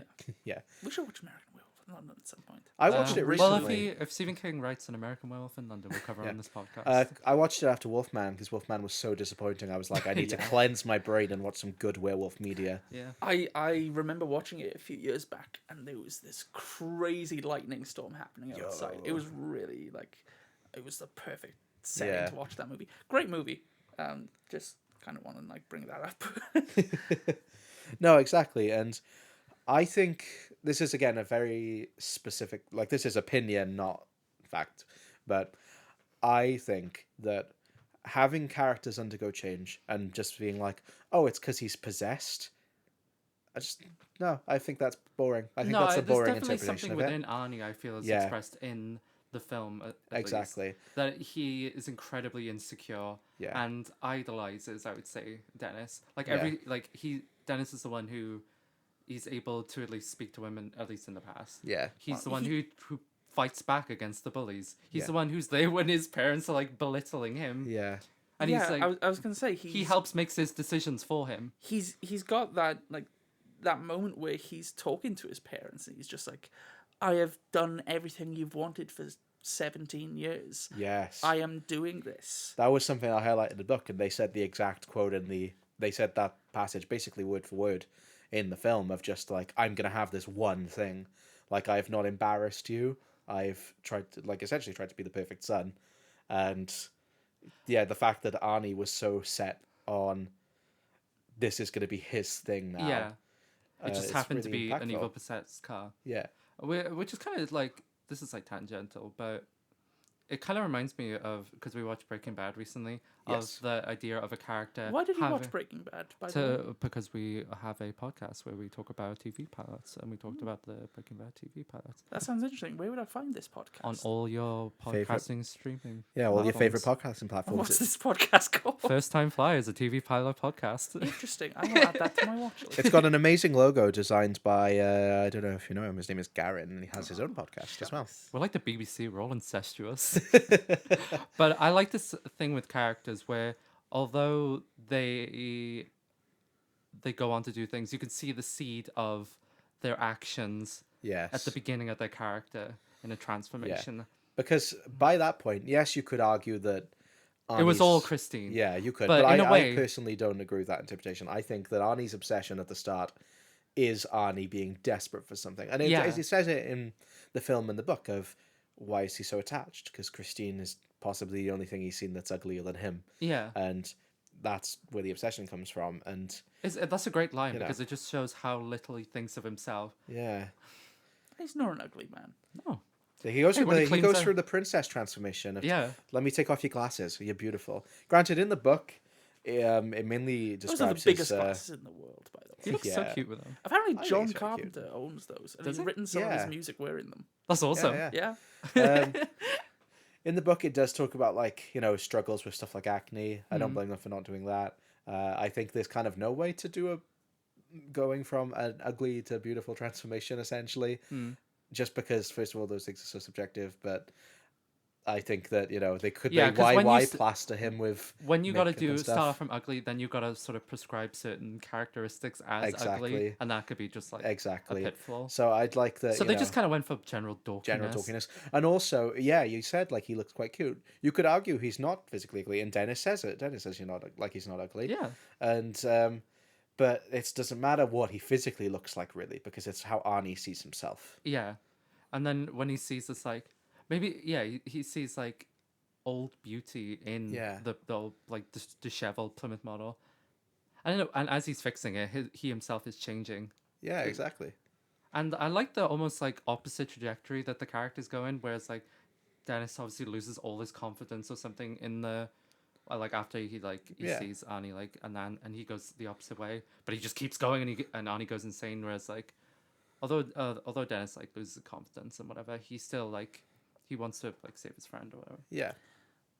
Now, with Arnie, restoring the car, it brings me to one of my my favorite relationships in the film. Oh. That being him and Darnell. Yeah. Like, Darnell is just such a hard ass. Yeah. But Yeah. he's so soft in a way. You kind of see that come out of him when he's like, "Oh, you can do a couple of lube jobs. You can put the little toilet on Yeah. the little holders." And... In the book, he fully does drug runs for him. Yeah. He drives. Yeah, I knew about that. Yeah, yeah. That's one of the Um, drop. But again, plotlines. I agree with you, because it's like when Darnell works out that Christine is alive in the book before, like, obviously he kind of does in the film, but then immediately dies. So there's a bit more time given to it in the book. And yeah, I completely agree. Even though Darnell is a hard ass, he's like when when the investigator comes sleuthing, Darnell's like, I'm not telling you anything. It's like he protects Arnie in a way. And a lot of the shots, just like the way they're constructed, at least, before he sort of warms up to Arnie, he's very, like, large and imposing. Yeah, in yeah. frame, Yeah, which yeah. is, Yeah, like Arnie's like crouching on the ground and it's like a little pointed boy. directly at Yeah. down at even him. though they're, I'd say about the same height. Yeah. Yeah. It's good framing, and, the blocking, the cinematography of this movie. It's great. It's fantastic. It's really great. Donald M. Morgan had worked with John Carpenter in the past on Elvis, which I've not seen. The TV And- movie. The TV movie with Kurt Russell. Austin And Butler. also worked with him the following year on Starman. He's not really done a lot else. He's got credits to his name, of course. I think he worked on like the movie Seven as like the second unit cinematographer, but he's very talented. There's Yeah. some great shots. I love every time the lens flares show up on Christine. Like, Yeah. you said Yes, about the tagline is just like the green eyes. Yeah. Don't really see that on the carpet. It's like the green flares. Yeah, Yeah, exactly. absolutely. Especially like with some of the horror sequences later on, like where it's like really low down and it's following the like when he's running after the person that he crashes in the corner. Yeah. And it's just like down the hall, and Christine is hitting the walls next to him. That looks incredible. It is. It's very few just locked off static shots. A lot of pans. No, it's a lot of moving. camera. Yeah. It creates like a dynamism. You're getting there. Well, say it for me. Dynamism. Dynamism. Now I'm questioning myself. Dynamic? I don't know. No, dynamism. I've never heard of the word it adds dynamism. It adds a dynamism It moves. to without being distracting. No, it feels very natural. And, Yeah. Like you said, even shots like the one you said about Dennis seeing Lee and Arnie kissing for the first time. Yeah. That moving shot, which in theory could have been a Steadicam, but it's not. They went through the effort of putting it on a car and having it shot that way. Yeah. The shot in the show me scene of the long build up and it coming up to Arnie's face. Yeah. Just the way the camera Really moves. punctuates it. Yeah, it really does. It adds to it so much. But also it has one of my favorite shot scenes. Fucking Christine on fire. It's the coolest Okay. fucking So If great. If I was going to judge the book versus the film on one scene, the book would never win. Because Yeah. whoever decided to set Christine on fire is a that is genius. that is tight as fuck. And just the way they filmed that, they just got like a guy Yeah. in a Yeah. fire suit, like with an Inside. oxygen tank. Yeah, there. exactly. The 'Cause this blackout is like windows and I would stuff. say it's like a climax before the climax, really. Yeah. And that explosion of Yeah. I love gas station. a practical explosion. We recently, like within the last couple of months, saw There Will Be Blood, and I'd never seen it before. And my favorite bit of that was purely like the fire. Any practical fire stunt, It just looks it's incredible. incredible. You can't replicate it because fire is just not that thing that you can replicate because it is so random the way it flows. But just that image, I feel it embodies Christine's like, this is a car from hell. Yeah, Like, and she will beautiful. not stop. Yeah. and The shot of like the guy running away with it on fire, it's just and like you could just see like the embers of like orange like in the reflection. Yeah, of yeah. his clothes. Incredible. Can we talk because about that wasn't in the book. I was going to it? say, can we talk about the death scenes? Mm. So in the book, the first bully death scene, what's his name? It doesn't really matter, but you know what I mean. The Is it bully. Mooch? or something? Moochie. So Is Moochie's this the one that death scene. shits? He's the one yeah, that the one takes that a shits. The one that shits in Christine. Yeah. She gives him a very brutal death in the book, understandably so, where she does chase him down, but she essentially hits him and then just drives back and forth over him. And that's a bit part of the investigation of like, this wasn't just a hit and run, this was a murder. Yeah. And obviously they changed that in the book. The sequence is incredible of him thinking he's safe in a narrow passage and Christine just crushing herself in. But then the fact that we don't see the gore, but we're told that he was basically cut in half. Yeah. I think that's such an improvement. And then with the other bullies, they're basically just chased down and run off the road by Christine. And upgrading that to she is on fire, Yeah. chasing them down. There is that one deleted scene of the one guy getting crushed by the other car. in the Yeah, garage, but Yeah, that was fun. yeah. I just think that this is why I say that I think that the first half of the book is better, the second half of the film is better, Oh, because so you had like the opposite opinion of us. Because we're the ones that were just like, we prefer the first half I of prefer- the film. Oh, I think the first half of the film is great, but I think if I was comparing it directly to the book, I would say like the book does the first half better, Okay. but the film, not even a contest. The second half of the film, the way they adapt the text and think like we could do this. Yeah. They could have done Christine just driving back and forth over a guy, and it would have been like visually brutal, even just through implication. But to make it so much more visual, playing with the colors of the fire, playing with like the narrowness of that space, the Yeah, yeah. intensity, Christine The crushing it. crushing Also, the corners of the cars, he's Yeah. getting like squashed. also the visuals of the fact that they blacked out the windows so you can't see Arnie driving. Because one of my yeah. not necessarily criticisms of the book, it just surprised me, is, I said I spent a lot of the book thinking that they were implying that Christine actually wasn't alive. But the second the killings start, the first couple of pages of Moochie running, I was like, oh, is it gonna like say if Arnie's there or not? And then it explicitly says no one was behind the wheel. Yeah. Whereas I like that the film has it blacked out and Arnie could be there. Yeah, Like, yeah. And Which, it wh- plays on that. Yeah, in it the plays last on in the thing. very end where it's like Because revealed he was actually in there. He is in the car. Because it was just like, oh shit. And that shot is great. Yeah, yeah, with like him. him all greened out and shit. Yeah. That bit, Going full Green Goblin. the idea of the car being blacked out though was hell for the driver who who was couldn't on see. fire, driving a car, couldn't see, driving at 70 miles an hour. That is wild. The fact that, I don't You know could how... not do that now. No. No, because Probably of for the woke. best. Yeah, because of woke. woke. They'd be like, I have to CGI the car. Why wouldn't you let me put a guy on fire inside Yeah. this car who can't see? But yeah, those sequences are fantastic. But we were talking about, the guy getting crushed. We don't see much blood in the No, movie. I think the only real bloody moment is when Arnie at the end dies. gets the glass. Yeah. Which is another aspect of, I said about Arnie's death earlier, that's another part of the film I think it improves on. We see Arnie's death. It makes it more personal. And that one Little- bit with him with the glass was unscripted. They just came with that up with that on the day because they're like, just we need this to have a bit more of like an impact, a bit yeah. more, definitive end to his character. And him dying, and his last thing he does, obviously he grabs Lee, but last thing he does is touch Christine. Yeah. And it just really culminates it. It's not... It would have been so easy to make it even more upsetting, because it's an upsetting death. But it would have been so easy to have him maybe realize... It is a tragedy. They could have had him realize, maybe like, say something to Lee, say sorry, do something that makes you feel even worse for him. But the fact they chose the final thing for him to do is, again, still obsessed over Christine. Yeah, really, he was never able to let go. No, it really punctuates it. Absolutely. And I think the way that Lee and Dennis react to his death was really interesting as well, especially because they're not really given much time to react to it. Before the sodomy scene, That was an interesting thing. I was just like, is it? No, that is 100% on purpose.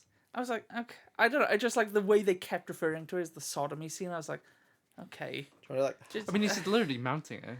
I know, but I think at times in the themes, like it's a very visual way of representing it. Yeah.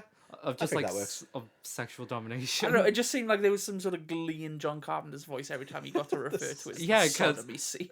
I would do that. I understand him. Yeah, but you're a freak. I am a freak. but what I just want to get to is like, we know, we've got the first batch of episodes that we're going to do up until the end of the year. Yeah. This is the only one that is rated 18 by the BBFC. Yeah. I think I can easily say why that is. I know you can as well. I'm pretty sure I know why that is. Yeah. It's not the gore. And because of the swearing? Yeah. It's the swearing. They say cunt quite a lot. Yeah, Cuntingham, yeah. Which is not I know, the studio was pushing for it though, weren't they? They really wanted it to be R-rated. Yeah. Well, that's why they were like... and they were on like lists of like the most swears in films until, I believe, was it Scarface? Scarface had like 200 F-bombs. Yeah, that was like in the same year or the year after. Yeah. So I stand by it. I think that it's really interesting to see a film from the 80s have that much swearing. And again, Stephen King swears very liberally in his books. Like he does it to build character. It's not excessive, but it's present in a comfortable level. But, I think swearing is just interesting because I feel like if you use it wrong, it can really break your writing and your dialogue. But I think it's done really well.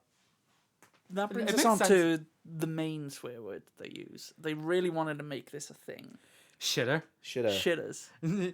What are your thoughts on shitters? Because I was surprised reading online that people have opinions about this. I thought it was dorky, but it was so in character for Arnie that I kind of like it. Yeah, I don't mind it. I like it. And they emphasize in the book about like how I saw people online saying like they were really trying to make shitters a thing. I don't think so. In the book, the first person who says it is LeBay.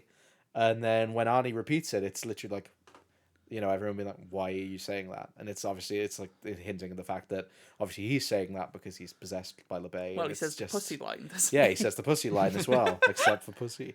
And, I think that's kind of the point of like, it's a swear word that no one says, no one calls people shitters. Yeah. And the fact that Arnie does it just ties him to LeBay's character. Yeah. If LeBay said cunt and then Arnie did as well, like, yeah, I guess that could work, but then other characters say it as well, whereas they're the only two who say shitter. Yeah, and frankly, that's I true. think it is kind of just dorky and funny of like, Yeah. an old redneck man would call someone a shitter. Yeah. And then, Arnie as a character, it makes sense as well. Yeah, no, absolutely. It works in the context. Yeah. This is a note I've got, and I want to know. I just want to directly ask you because I don't know if it's explained in the book. Why is it set in 78 and 79? Is that really any sort of relevance. I did see like discussion about it online, like people just kind of pointing out about it, but I don't know particularly. Because I don't know if there's a specific very reason. clearly like giving dates and like. Yeah, the Okay. book does that as well. Well, less Yeah, so. because in the movie it was like the It's on 29th screen. of October, like the Yeah. specific time Yeah. span between them. I think that's more to get to the dates because, for example, it focuses a lot on, not a lot, but like more on Dennis in the hospital over Thanksgiving and Christmas and how that affects his mental health and also like his need for connection, which ties into how much he loves Arnie. Yes, in a gay way, in the terms of in terms of his isolation. It really just shows the passage of time. As for the years, I'm not sure if there's any specifics, but yeah, the only importance to the dates I can imagine is the fact of knowing, oh, it's Thanksgiving, it's Christmas, it's New Year's, and speaking to that. That being said, though, it does with it taking place in 78 and 79. It's actually filmed on some of the same streets where they filmed bits of Halloween. Yeah, they So are. this would concurrently be happening with Michael Myers. Frankly. Yeah. I've seen a lot of people like doing comparisons between Christine and Halloween. Yeah. Just there's sort of the thematic links, more just like Yeah. sort of criticizing In a way, they're slashers. suburban. Yeah, Yeah. they're slashers. They're filmed in the same way. They're both by John Carpenter, but there's sort of general criticisms of American suburbia. Yeah, you could also say like Lee and Laurie have like some stuff in common. Yeah, Women, yeah, same hairdo. yeah. I wish I could go in more depth. L names. Thoughts on the knee-high socks? I love the name. I know the 80s have been like referenced to shit now that we're kind of all past It's it. fine. Everyone's and in we're the big 90s, on 2000s we're big stuff. on 2000s core, but I love especially 80s hair. When she was like, "Oh, the hair's so dated," it's like the hair is stunning. Yeah, you look wonderful. incredible, honestly. And I have this weird thing, and like these people are all objectively like very attractive, Yeah, but I also have this thing of now. Especially they don't have the Instagram. that's the thing, face. the ironing out of you have to have perfect everything. Whereas obviously these people are objectively attractive, but also they look like normal people. Yeah, I don't know what it is about like again you said about the Instagram face, but I don't know what it is about like actors now. I don't know if it is plastic surgery or veneers or something, or just maybe it's just pictures and camera quality are different. yeah. But No. They people look just- better, and it's Yeah, they look different, and it's better for it. yeah, I like that the hair obviously brings you back to that time. Like yes, we saw Fantastic Four Yes. recently, and like obviously it's no make or break for the movie, but it's just like I wish Sue had like a fuck ass 60s bob. oh Yeah. yeah, Could you imagine? Yeah, like it's it's not like I said, it's not make or break, but it would have just added like a little bit of just like, oh yeah, this is like sort of a throwback Yeah. sort of feel. Because like a lot of producers, they only want to bring back the things from that time period that are like currently like popular-ish, yeah, they're like, unpopular. They don't want to bring back the stuff that isn't in vogue, because then it'd just be like, why they dress like that, not knowing that that's how they dress yeah. or whatever. Like But- obviously this wasn't like a period piece made back then. It's just That's it's a current sign time, of the times, yeah. but Yeah, like if something was made in like 2016 is always set in 2016, we'd be like, damn, that's a Yeah. time capsule now. yeah. That's how I felt It's watching like- Human Traffic the other week. Yeah, And absolutely. like how 20 years from now we'll be like watching movies just like they got a little boo boo on their bag or something. That's gonna peak in the audio. Oh yeah, That's I'm fun. keeping it. I love a peak. Joe, what are your opinions about the queerness of Christine? Bounce this back, not to you. No, I'm not. I'm about Not to get you. Not to you. Not to you. To Garyn, because I genuinely want to get this perspective. Okay. Did you feel like watching the film there was any queer undertones? Because I'm going to go on a massive thing about the book, so I just want to go on someone who's not read the book first. First of all, you recently discussed Sherlock. Yes, that's true. So, not to the extent that Sherlock's got queer undertones. Yeah. There definitely was something in the movie. I feel it's, far more explicit with its Yes. sexualization of the female characters. And what's the opening line where they introduce Leash? Just like, oh, she's a slut on legs or something. The wild thing to say. Insane. But there is, it's not queer baiting. No, it's definitely not queer baiting. But I can understand why someone would get a gay reading from the movie. Yeah. For all transparency, I'm a cis straight man. Of course you are. You're on a podcast. Yeah. Yeah, I've already said, I'm a Sigma male. Okay. Sigma male.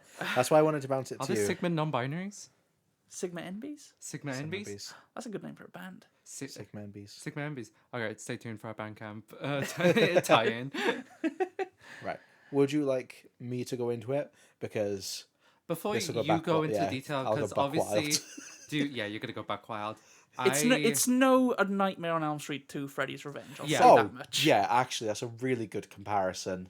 Yeah, like This is yeah, I agree with that fully. Yeah. However, before I had a chance to watch the film, you were reading the book and you were just like, Yeah. oh, there's definitely a lot of queerness. And I initially thought interpreted that information as oh, it's gonna be between Arnie and Christine in that any sort of relationship between a person and not a woman could be interpreted as some sort of queerness. But having watched it, the relationship between Dennis and Arnie, I felt had queer undertones, which can be conflated with just strong male friendship. However, after seeing a specific deleted scene where he is literally crying into Dennis's arm and he's holding him, which obviously, of course, straight men can do that. However, there is a sincerity to this kind of relationship I just did not feel in other films a lot of the time. And yes, we jump on the queer reading of anything at any chance. However, there is this relationship. It's almost indescribable. Maybe it's the differences, and because a lot of people have kind of pointed out how why is a jock and this kind of really nitty thing so close? Yeah. But that's never sort of brought up within them, and it's just so loving. It felt so sincere that I couldn't help but interpret it as queer. It was a very beautiful relationship between Arnie and Dennis. It was so sweet. The way he's protecting him. I didn't, because I would usually interpret that as almost brotherly, but this didn't feel brotherly to me. Yeah. It just he was there he's in situations which normal friends would escape. He's there with his parents when he's being berated. He helps him make decisions. Not to cut you off, but this isn't a point I was going to bring up. So when Dennis goes to pick Arnie up and his mother's there, and Arnie's like, I can't go out with you tonight, and Arnie's mother is like, you telling me you had plans with Dennis and you're skipping out on him? Yeah, it's a date. As if he's standing him up. Yeah, genuinely. Yeah. But it especially for the time where there was absolutely a toxicity in masculine relationships where there's a lot of show boasting. There's a lot of puffing your chest for that. Yeah. I did not performative masculinity. There's a lot of performative masculinity, and I did not feel that was there at all between them. Yeah. There is between Dennis and his other friends. Yes. Which he puts I on. agree with. But when he's with Arnie, there is none of that. No. I feel maybe I'm misremembering certain scenes. that is true. 'Cause, yeah.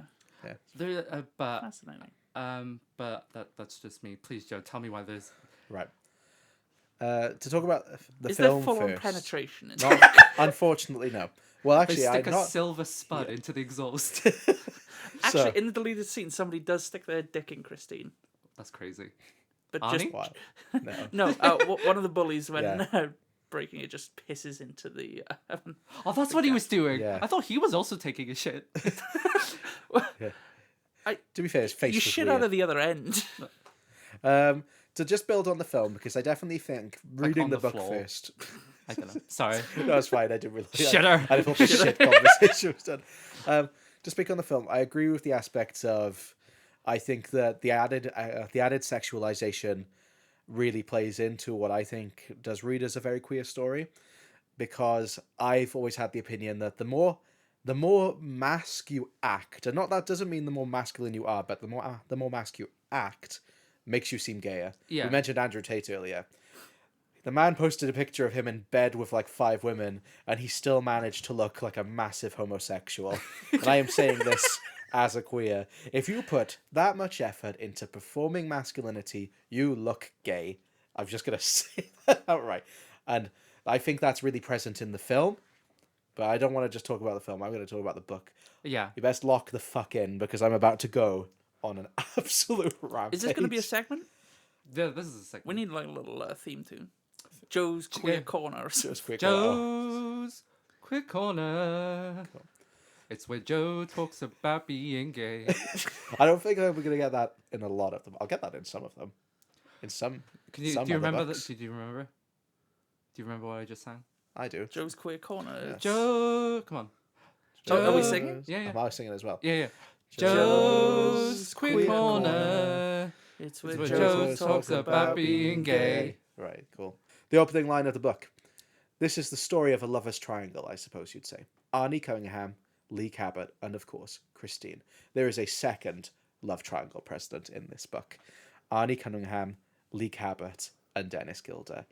My main problem with love triangles in a lot of external media is they're not actually triangles. Because it's usually like one girl and two guys pining after her. For a true love triangle, at least one of them has to be bisexual because they're meant to all be chasing each other. In this, you've got Arnie, who's attracted to Lee, Lee, who's attracted to Dennis, and Dennis, who's attracted to Arnie. I fully believe Dennis Gilder is in love with Arnie Cunningham. It's more of a love trapezoid. Third page, Dennis is talking about growing up with Arnie, and he's saying anytime there was a rainy day or he didn't know what to do with himself, it was Arnie he thought of first. His thoughts revolve around Arnie. I'm going to switch to my phone so I don't have to flick through the book because I've got these also written down on there. Dennis does have girlfriends throughout this book. He does allude to the fact that he's dating girls. They don't get named most of the time by Dennis. The only time she goes to another school. Well, no, it's like he's like, oh, I dated the cheerleader. It's stuff like that. The only time one of them gets named, it's Arnie naming them, which really implies to me Dennis is in these relationships and he's not really present. It's the point where on page 121, Dennis is fully making out with a girl, touching her boobs. He said, I should have maybe been thinking about the promise of her breast, but instead I found myself thinking about Arnie. What straight man thinks this? And I'm going to read a full paragraph because you said about the whole deleted scene where Dennis is holding Arnie. You've read to me about this. This was kind of just sold me on it. This is well, because I can get it. Sometimes I kind of force a queer narrative into things that don't have them. Whether Stephen King implied it or not, I wish I could say that this is just the way a friend would speak about a friend. You know, as someone who has like friends with women, friends with men, but I've got the perspective of a queer person. I like to believe that there is a world where what I'm about to read could be thought by a straight man. However, I don't think that is the world we live in, and I don't think that is the mindset Stephen King is in. Also, death of the author. Go for it. Also, death of the author. Even if Stephen King thought of it, I don't care. I slid across the seat and put my arms around him and held him. I could feel his face, hot and fevered, mashed against my chest. We sat this way for maybe 5 minutes, and then I drove him to his house and dropped him off. After that, I went home myself. Neither of us talked about it later, me holding him like that. No one came along the sidewalk and saw us parked against the curb. I suppose if someone had, we would have looked like a couple of queers. But I sat there, and I loved him as best as I could. It's text, it's there. Yeah. And, you know, you could just say, like, oh, he's just a strong friend. But like you said, like, in the film, yes, he holds him, and yeah, like, a friend would do that for a friend. Scene, in a deleted scene. I'm devastated because that was such a well-acted scene. Yeah. I was, like, really sad about that. Yeah, that's the one. They talk about it in the commentary. They do. John Carpenter's just like, you're really great in that performance. It's just a little bit It just, melodramatic. they just didn't fit the vibe, what they were going for. I understand. Which is fine. And for the most part, I agree with the deleted scenes being cut. I agree as well. Except for one, which we might come on to later. Yeah, well, I'm almost done. I surprisingly rambled quite fast. But it's even to the point where the last line of the book, except for the epilogue, but the last line of the book is Dennis saying, rest in peace, Arnie, I love you, man. And honestly, sad the man is there, because the man makes it sound more friendship. If he had just said, rest in peace, Arnie, I love you, I genuinely think I would have had an open and shut case of proving this for fact. Yeah. Is this like court? Yeah. It is. You've laid down the evidence. Trial. I've laid down the evidence. The jury. Your Honour. And I feel this way as well, because I've been doing a lot of research about queer readings, because I was reading this and I was like, surely I can't be the only person seeing this, and I'm not. But a lot of articles I read online focus a lot on Arnie's sexuality, and I can see why. He's by creation a outcast. Yeah. The like archetype of queer. Queer doesn't just mean sexuality; it means different. Yeah. But I think that a lot of people look past Dennis because Dennis is kind of the archetypical male of He's like is the more jock. attractive. He's the Yeah. jock. Yeah. He, in the book, Arnie's the one who goes on the journey, so you're more Yeah. inclined to feel that way. yeah, and Yeah. I completely understand that. There's a lot more of just Dennis being emotional. When Arnie visits him at Thanksgiving, he's like almost crying because he's just so happy to see him again. By here he's saying like I miss Arnie. Like that's directly what he said. He says about being jealous of Christine, which of course, well that's the thing. There's another one I didn't put on my phone. Let me find this. Because I genuinely think that this also stands by it. Obviously, Dennis does, in deleted scenes, actually kiss not Christine, sorry, does kiss Lee, and does have that love triangle between them, where Dennis does date Lee. And that happens in the book as well. Obviously, they actually cut it out of the film. I feel so like having relationship with him doesn't negate No, the feelings that you could have especially with Arnie. exactly, and especially because in the book, the first kiss they get is we kissed for simply the animal comfort that comes with animal contact. So it's not even painted as romantic. It's painted as like That's in one of the deleted scenes. yeah. They're kissing for comfort. Yeah. And I'd say that's more in a friend way than in a romantic way. I think it's completely fine to kiss your friends. But I'm trying to find the other quote. It's quite Where do you draw near the the end. It's fine to suck your friend's dick. Yeah. Right, here we go. another paragraph. This could be like a TikTok show. Yeah. Cut this out. It's not gay to suck your friend's dick. No. Be a good friend. Right, they'll Unless you're possessed by an evil car. unless you're possessed by an evil car. Then that's non-consensual. And also, consent's a big thing. So when they're talking about this is my closing argument. In near the end of the book, before they destroy Christine, they're talking about their plan, and they're talking about stopping Christine, possibly having to stop Arnie. And Lee says, right, I'm just trying to make sure. Obviously, I'll have to trim this down, but like Lee says basically about how she did love him, but she's not in love with him anymore.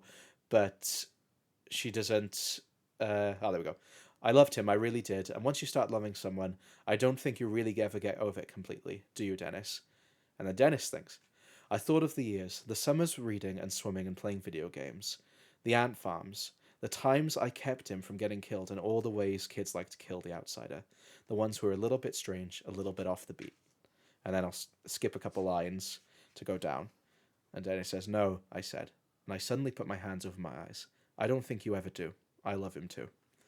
And yes, you could argue he's saying that as a friend, but you've got Lee, who is Arnie's love interest in the story, speaking to Dennis about how she loves Arnie, and Dennis is on the same level as her. Yeah. They love him in the same way. Yeah.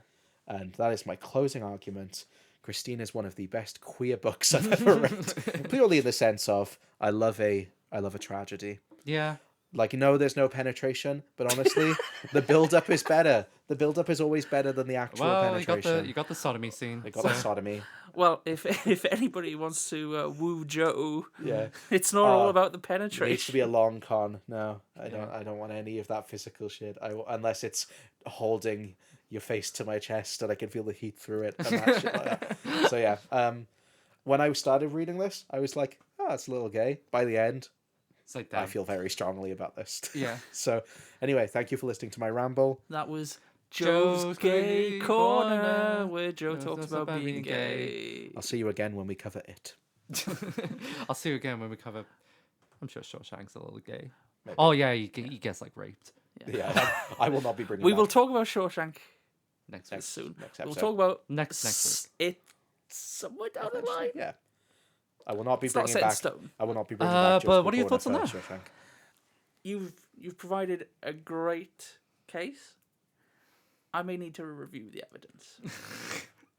That's fine. No, I'm not. I'm not saying your readers. How does wrong. this look as the straight guy? Yeah, wow. Wow. Wow. Look, you know, you're looking at it through a woke lens. You're not No, looking I felt like the film had, something there, and the book obviously is going to delve into that a lot more. Yeah. If I had So- watched the film first, I probably would have felt less strongly about it. Having read the book, I think especially you saying that Dennis and Lee have the same viewpoint. I think that kind of brings me to the deleted scene that I think should have been kept in the film, where she Yes. visits him at the hospital. Yes. Yeah. I think that's a great scene, and I think it adds a lot of much needed context to their sort of relationship. So I can definitely see where you're coming from. I look. Was Stephen King intending this? I don't know. Probably. Stephen King is dead. He's dead. And yeah. we killed him. Yeah, we killed him. Without reading. Yeah. If he dies around this episode's release.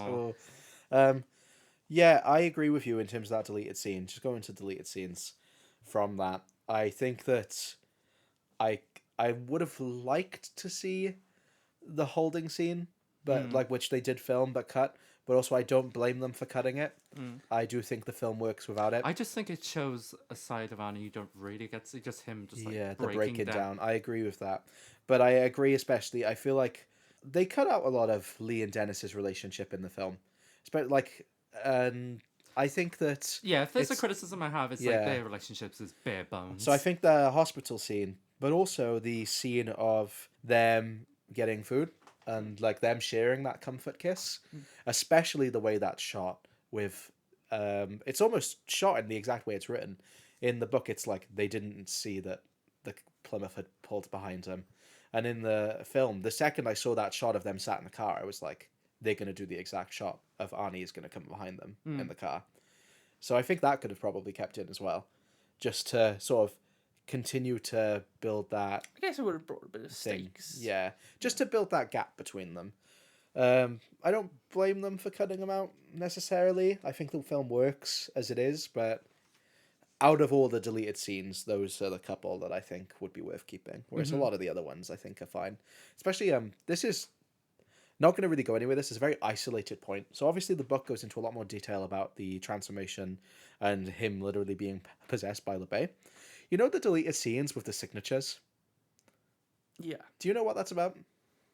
I do. Oh, so I why? can tell Because you. he's losing his own identity and adopting. Yeah, Yeah. yes, LeBay's? pretty much. So the book like explicitly goes into detail about like the It's just making a big deal of just like, oh, yeah. they make a big they make a He's big clearly deal. possessed by the car. Yeah. They I literally think the Yeah. deleted scenes do sort of more Ah, explicitly say Shouldn't have like kept that in. she's got a lot of concerns about the car. Rightly so, considering she got choked out. yes, yeah. Yeah. But I don't know. I think it is a bit corny, which isn't a bad thing. Which bit specifically now? I don't know, like when she like in the deleted scenes especially. Oh it's just yeah, like, okay. it's that car. It's evil. Yeah. I It's think goofy. yeah, it is quite goofy. So saying about the choking scene though, to jump off of that, one thing I think is really interesting in the film is they have Arnie try and save her. He tries to get back in the car. Yeah. In the book, he is like completely not acknowledged the fact that she is choking. Really? And I think Is that was he like? probably Is it like the same setup? it's the of- same sort of setup where like he's sorting something else. And he's like outside the car and he sees Yeah, him. and I think that was a good choice in the sense of I think that if they had Arnie literally not even trying to help, Yeah, it would have been it a bit contributes to the much. gradual Yeah. like, transformation where In he's a not. way, he's the protagonist of the movie. I'd agree. Also the antagonist. But Yeah, he's a bit That's of what's both. so interesting about it, though. Yeah, yeah, it's like it's not. At the beginning, it's like Yeah. you're kind of following Dennis, and then you Yeah. sort of become more. well, that's what I acquainted think's with Arnie. interesting with the book, especially because the book is written in 3 parts, and the first and third part are told in Dennis's first-person point of view. But obviously, in the second part, he's in the hospital for most of it, so it breaks that and it goes into third person, mostly following Lee, but also like following Arnie a lot. So I agree with that. How it kind of catches you off guard in a way if like you think you're seeing it all through Dennis, and then he does get kind of taken out of the story. Yeah. So he can go full crazy. Yeah. So that transformation can happen. Because I do wonder if Dennis was Because there he acts like more- it's sort of a moral compass for him Yeah, for a lot of it. Yeah, he's the one who kind of tries to talk him down. Try to talk him down. He protects him a lot of the time.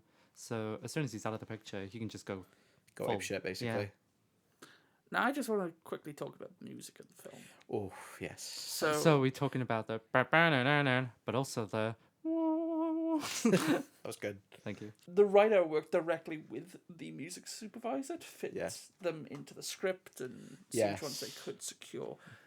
They said the book starts every chapter with a rock and roll It quote. does. It does every single chapter. Yeah, a Except couple of them are like by the Who and Yeah, just random the ones. Clash. Would you go to chapter 1, just so we can see the very first one? So I'm there we getting that go. ASMR book flipping. Yeah, Eddie Cochran. Hey, looky there, across the street, there's a car just made for me. To own that car would be a luxury. The car's fine looking, man, that's something else. Just like every chapter just opens with a song of kind of like a rock song of the time, a lot of the time to do with cars. Yeah. Like 99% of the time, they explicitly do with cars. Because the film does have, its share of rock songs. It's got Yeah. some Richie Valens, Buddy Holly, Rolling Stones, George Thorogood, obviously. He did have a deleted cameo in the movie, along with the writer Bill Phillips. Yeah. And ABBA. ABBA?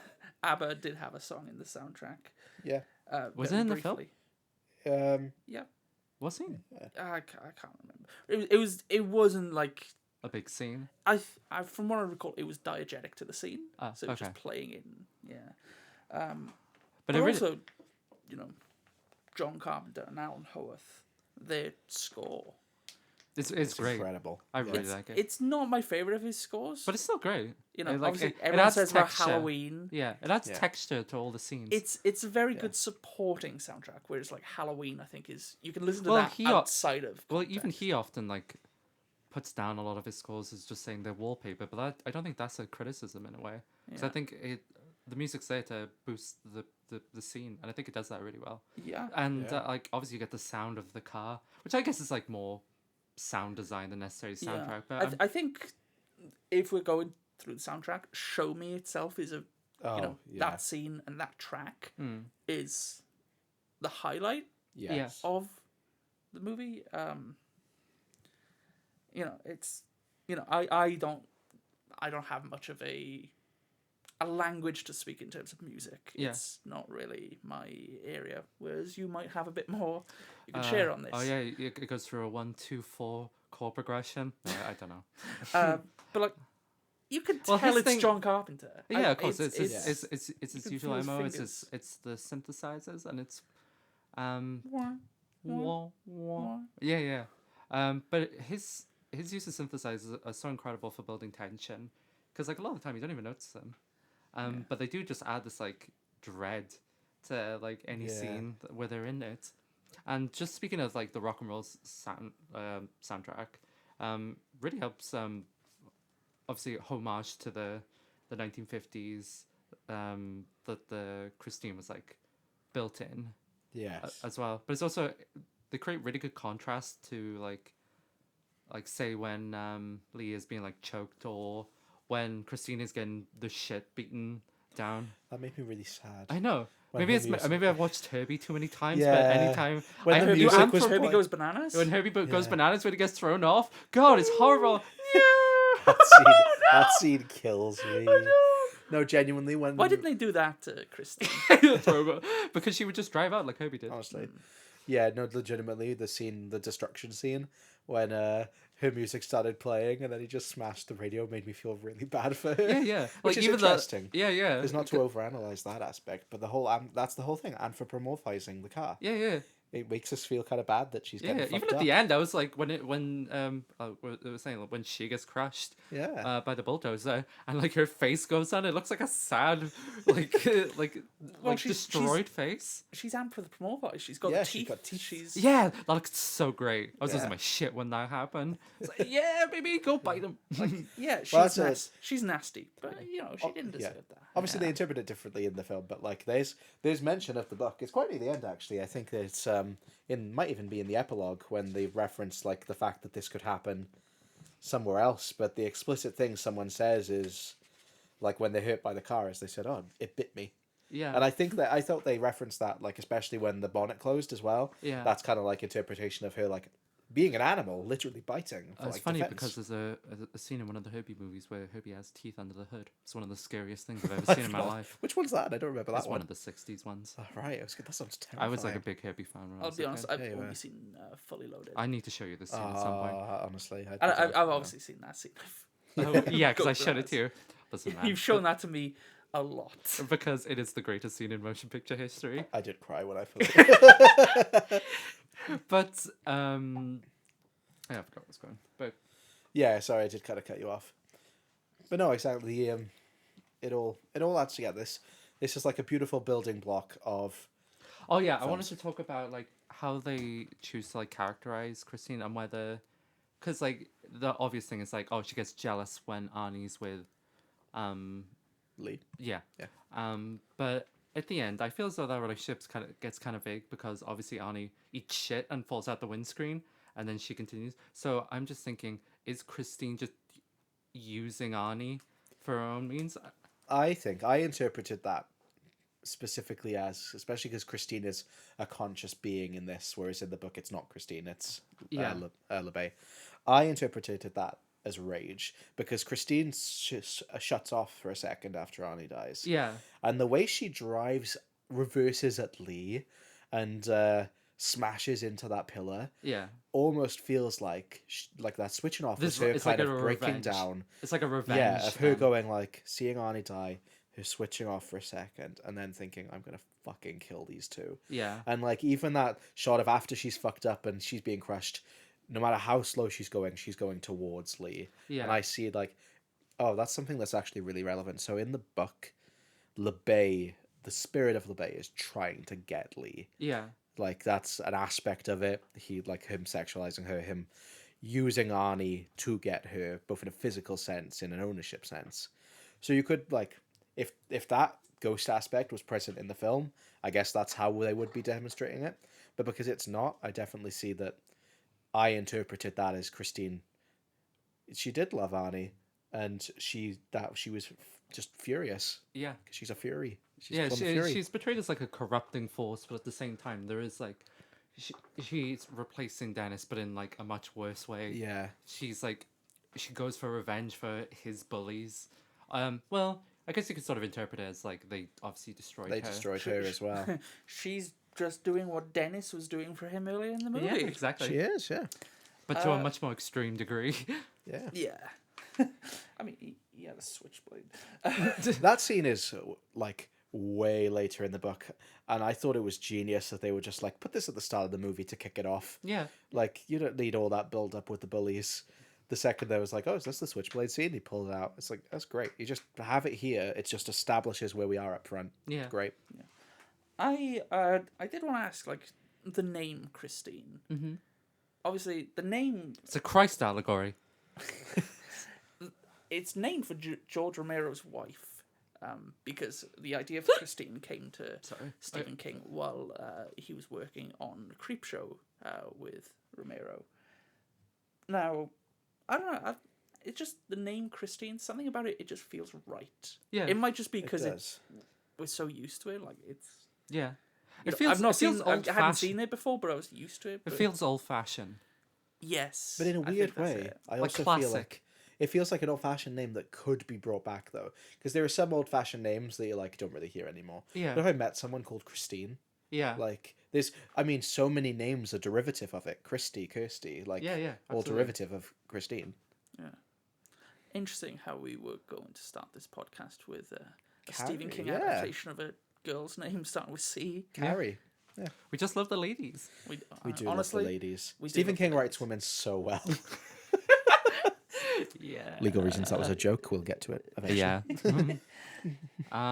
He writes some women really well. Any other things you want to mention before we talk about the reception? I've covered all my notes. I believe I have as well.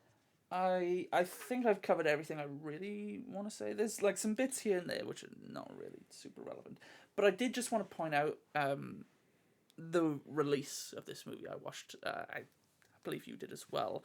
It was the Indicator release on Blu-ray. Yeah. It was a gorgeous transfer. Like It looked stunning. it's incredible, and from my research here, this was the first time in the UK at least, which is where we're based, that you've actually been able to get the cinema release at home. Every other release of this on home media, going back to VHS, Laserdisc, etc., they have all been cut down in some way. Really? Even the 40th anniversary re-release in 2023 removes 34 seconds of the film to achieve a 15 rating. Interesting. Really? Which, you know, so that, like, cut which out. I assume is going to be the swear words. Yeah. He says shit only like twice. Yeah. No Cunningham. Let's go. So the film was released on the 9th of December 1983. Christmas time movie. release, and There's Christmas in this movie. it was There's no trees. pretty decently received. It wasn't like Yeah, like we were Yeah. saying earlier, it was never like panned or anything. no, it's in the documentary they say it was very well received, which I don't from my own research. I think Maybe, they were being a bit, you know, Maybe that's compared aggrandizing. to the thing.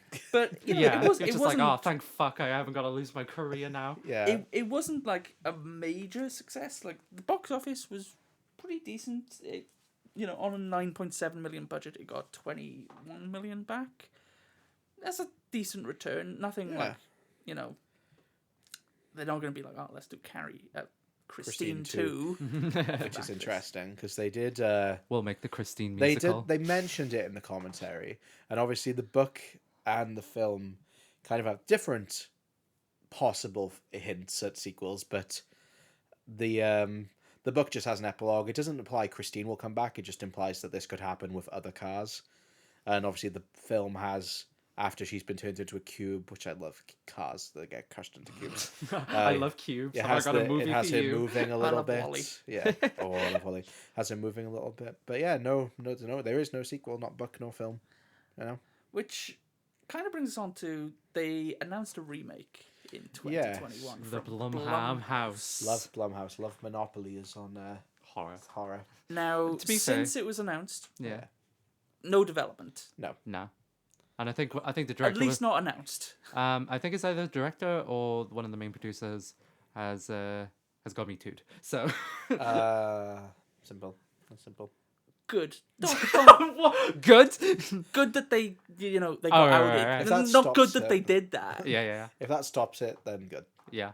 That's the thing. It's like I shit on Blumhouse, but like only in theory. I like a lot of Blumhouse films. Sure. It's just Hey, listen. if Blumhouse says they're doing Throw something. throw the shit Yeah. at the wall and see what. Throw Yeah. the shitters at the wall and see what sticks. When I hear that Blumhouse is doing this thing, it's like, okay, I'll see it when it comes out, and we'll Yeah. see where we go from here. Yeah. Like, you know, it doesn't make me think something's going to be I bad, mean, but it if- doesn't, you know. We'll get a million. What's that? Imaginary, love imaginary, love but then sometimes we tarot. gotta get out. Exactly, you know. Blumhouse have got a strategy and they've got it down to a T. Yeah. Blumhouse, if you want to probably- give us some money to make something, we'll do it for you. Blumhouse, if you give me money, I'll not bully you when you eventually reboot Saw.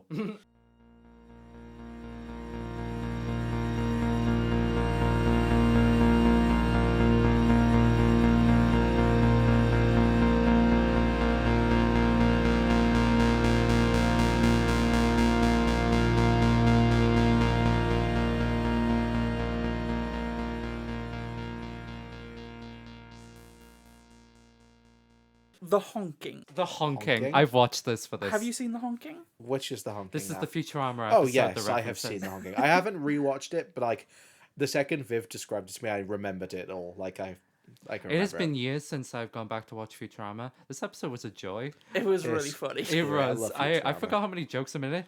It was surprised me that Christine was only like the second half. Yeah. I didn't realize it was also a Yeah. Dracula It was like- Wolfman. Yeah, it was Yeah. Dracula, Wolfman. It was a bit of like The Shining in Yeah, there. A yeah, little bit of yeah. Salem's It's a whole Lot. horror homage. Yeah, style thing. but it comes together really, really well. It's does. Yeah, really it's- funny. It's written by Ken Keeler, who is like one of the better Futurama writers. Often does a lot of the more like abstract sci-fi concepts. Yeah. Which is why this one They- was like yeah, they very definitely- interesting They for him to definitely, tackle. but he knows like the horror, The tropes of the tropes. Yeah. And the, It's not really a direct the adaptation. closest of thing Yeah. is that there's an evil car and it ends in a warehouse, Yeah. Yeah. which It's- is enough. the story is there to support the jokes, which when you're doing a comedy is kind of what Yeah. you want to be going for. Yeah, but I think that was genuinely my first introduction to Christine, like, or at least the idea of like Probably, the evil yeah. cat. Probably the same case for me then, actually, just because I remember watching that episode, and yeah, it just makes sense. And timeline wise, they're probably the same for me. Yeah, but not a direct homage. Not like Tarzan with two A's. Yeah, so Christine has permeated pop culture in a number of ways. It's referenced in the song Autopilot by Alison Pontier. It's in GTA Online as yeah. the Phantom car. Yeah, Yeah. it is. Halloween Ends. Have you seen Halloween Ends? No, I have, I haven't but seen not any for a of the new while. Halloween remakes. Okay. Oh, wait, Hot take. Yeah. I like the movie. It's not perfect. it's interesting. It's very much not perfect. But Corey Cunningham, obviously a direct Arnie homage to Cunningham, Arnie. There's a lot of it's a Halloween movie, It makes so sense. It's got is some it? John Carpenter. Yeah, I was going gonna say it makes Yeah. sense that it is a John Carpenter property. You would like throw them all in. Surprised there wasn't a thing in there. Well, they're Well, in watching a the way. thing on TV. Oh, of Yeah. course they are. You know, oh, right, the right original one. before he like whacks the kid down the stairs.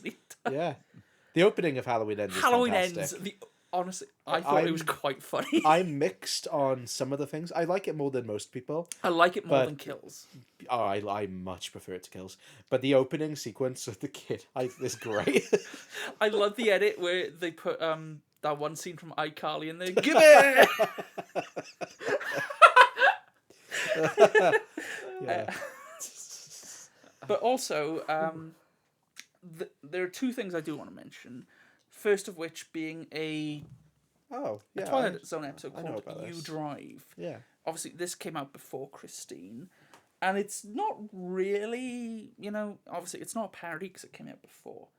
It's reminiscent in the way that it's about a sentient car. Yeah. But in this, which I watched earlier today, it's more so, it's the Twilight Zone. It's a morality tale. So the car is there to serve as the lead guy's conscience. He does a hit and run and kills a small child. Yeah. And the car is basically trying to like get him to brake. And it's honking, it's keeping him up at night, it's causing him stress. And eventually it ends with, spoilers for something that came out in 1962, 1963. I'll get to it eventually. Basically, the car drives him directly to the police station, and then there's the Rod Serling narration, just like, if anybody's thinking of doing a hit and run, you better have like a strong conscience. Wow. So Is this a psyop for big? Don't hit kids with cars. Yeah, big. Wow, can't believe Twilight Zone is woke. Yeah. Yeah, it's it's Twilight Zone. It's not like one of their like. It's no Eye of the Beholder or Monsters of Do on Maple Street. It's 5 characters in search of an exit. It's a solid one. It's got a good lead performance. I really enjoyed the performance. Yeah. But more interestingly, I also watched a Star Trek Voyager episode I'm curious to see really about this one. interested about called this. Alice. Now, when I briefly mentioned this to you two before we started recording, I said this is the most direct adaptation of Christine into another medium. And I'm saying that it's like, it pulls shots directly from the movie. Really? It's so the setup is. I don't know if you've seen Star Trek Voyager. I love Star Trek Voyager. I went through a big Star Trek phase about 10 years ago. I haven't really revisited a lot of Star Trek in a while, so this was nice to sort of get that nostalgia. They're flying through space, and they come against this like salvage dealer who's like, "Oh, we're gonna sell you some things," and Tom Paris, one of the crew of the Voyager, sees this old beat up spaceship and it's just like, oh, I want to restore this, and he gets it, and he basically falls in love at first. Like, it's essentially what happens to Arnie, but in space. Yeah, and it's literally the car, the spaceship's being restored, and he starts turning like very brash and rude to his colleagues. He's ignoring his best friend. I don't think there's many gay undertones in Star Trek. So. Shame. It's fine. There's plenty of gay stuff in. But other Star there's a Trek direct stuff. allegory for just like, this is Dennis, this is Arnie, this is Lee, and what I found most interesting is it's kind of a meld between the book and the movie. Okay. So the spaceship has this neural interface where you pilot it by like melding it with your thoughts. So Tom, the main character, the Arnie of the episode, he has Alice, which is what he names the ship. He actually sees her as a physical human being, so to speak. So it's sort of like the ghost of LeBay. Yeah. And, you know, obviously with a Star Trek twist, it kind of like deviates towards not being that by the end. Some people say it's an Alice in Wonderland thing. I don't really see it personally. But it's such a direct homage. Yeah, that's quite interesting. Yeah. And I'd seen this years ago. I hadn't seen Christine, and I didn't really sort of pick up on it. And then Do she you know started why? talking about the sweet smell of pussy. Yeah. that made it clear. Yeah. Do you know why they chose to do it, or like any background on? Because Christine is tight as fuck, and you'd want to implement these elements in any other story. I guess. I mean, yeah. this is back in the, I don't know if it's the golden age TV. It was the 90s. They had like 3 concurrent Star Trek shows out every year with 22 episodes apiece. Goddamn. You know, if you just came up with an idea, you've got an episode. It's just like, oh, you know, what if yeah, I be like, oh, yeah, you can do just like- Deep Space Nine or something. Yeah. But it works in the world of Star Trek, and it's a very solid adaptation. And if you haven't seen Voyager before, I think if you like Christine, you will like this episode. Interesting. Honestly, that does sound really interesting. Yeah. Yeah, I have a red car. Yeah. Not With to a white dox roof. myself. With the right roof. Yeah, but my car's not called Christine. And you do fuck it sometimes. I do fuck it sometimes. My car's called Rush, Yeah. named after the band? dog from Mega Man. Oh, imagine you can convert Christine into a camp fan car. That'd be sick. Yeah. I'm also obsessed with car camping. I can't actually do it in my car, which is disappointing. Christine looks like you could because it's long. Yeah, you could just for like that you could long just sleep body. in the back seat. You probably could. I love old cars. I'm not a car person, Yeah. but like It's just something- old cars versus new cars, even in terms of coloration. Obviously, like the paint was different, so that's a different aspect of it. But it's the whole thing of like something about the boxy design, the colors, the metallics, even like not even just bright red cars. I mean, we saw like a matted green box car like a couple of weeks ago in parking space. I love that. Yeah. I just like old shit. You missed the 50s. You I missed missed the it. I missed would've- the good old fashioned America, the Reagan promises. I would have thrived in Reagan's America. You would have absolutely. Are we going into our Reaganomics section? Reaganomics. But if you do want to listen to more of us rambling, I think this comes out the day after your episode on your Supernatural. episode. Supernatural. But the week after that So the week will be- after, you can listen to First Time Flyers, which is usually only hosted by me and Viv. Rude. But Garyn will be on for 2 weeks in a row to talk about The Simpsons and Doctor Who. And I'm sure he'll be on lots and again in the future. Yeah. And eventually we can merge the podcast. All hail the first fly- time the flyers. It's a great podcast. Like, I know I'm biased, but I've listened to your first 2 episodes on Glee and It's Always Sunny in Thank Philadelphia. you. Yeah. So much fun. I had a lot of hearty laughs. Yay! Thank you. Are we hoping? I don't know how to say it because it is just going to sound biased because you're my friends Yeah. and you're talking about Yeah. things that I like talking about. But it's a really good podcast. You should give it a listen. It's on Thank you. Thank you. Spotify, Apple Podcasts, and is it on Deezer? It is on Deezer, I believe. Is it? I just put What it the fuck yeah. is Deezer? Deezer Nuts? Ah! I got it. As soon as I was saying it, it was. Yeah. But I believe this brings us to the end of our very first episode of All Hail the King. Yeah. Great episode. So, Yeah, that was fun. very excited to talk about The Shawshank Redemption next time with you. Yes. Yeah. And we're actually going to watch it Yeah, at cinema. later on So tonight. that's fun. yeah. Yeah, we're gonna go to the screening. I'm So that'll be fun. excited to read all of it. It's only like 100 pages. You're gonna be so free.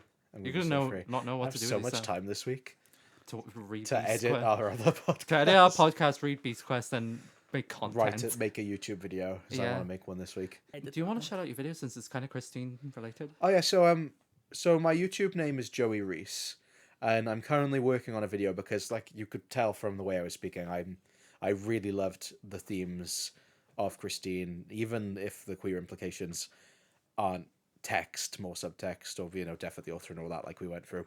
But it inspired me so much that I'm currently writing a YouTube video that I'm hoping, it's almost finished writing. I just need to do the conclusion.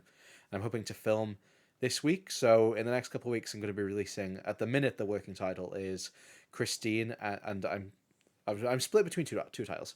It's either going to be called Christine and Male Loneliness or Christine and Male Friendships. Okay. And it's just going to go more into depth on my thoughts on how sort of shipping culture and how things are written has kind of skewed how we view male friendships in media, going more into depth of how, when we see two strong friends in film, often it does read as queer. And obviously in this case, I did believe it was queer, but there are lots of other pieces of media, Sherlock is one of them, that it's not quite as simple as that, and sometimes it goes into queer baiting, and I'll just be exploring those themes in a modern world with the trademark male loneliness epidemic. Yeah, very interesting. If you want to hear more about, I'd say my rambles, but I'll probably be more coherent than I was during my queer corner today. Joe's queer because corner. I'll actually be Joe's scripted. Queer Corner. It's where Joe talks about being gay. So it'll probably be it'll probably be more coherent. Yeah. But yeah, if you want to hear more about that, If you want to see some Welsh shit, watch it. Oh, you can actually follow the podcast's socials. That's something I should probably. Yeah, plug the shit out of those. Yeah. So we are on Instagram at All Hail the King Podcast. We are also on TikTok at All Hail the King Podcast. I love a uniform socials. Yeah. Anyone who would like this on this and this on this. Faithful listeners, thank you for joining us on All Hail the King. Thank you. Look forward to you joining us again when we Bye. discuss Bye. the Shawshank Redemption. Shawshank Redemption. Shawshank Redemption. Bye. Bye. Bye.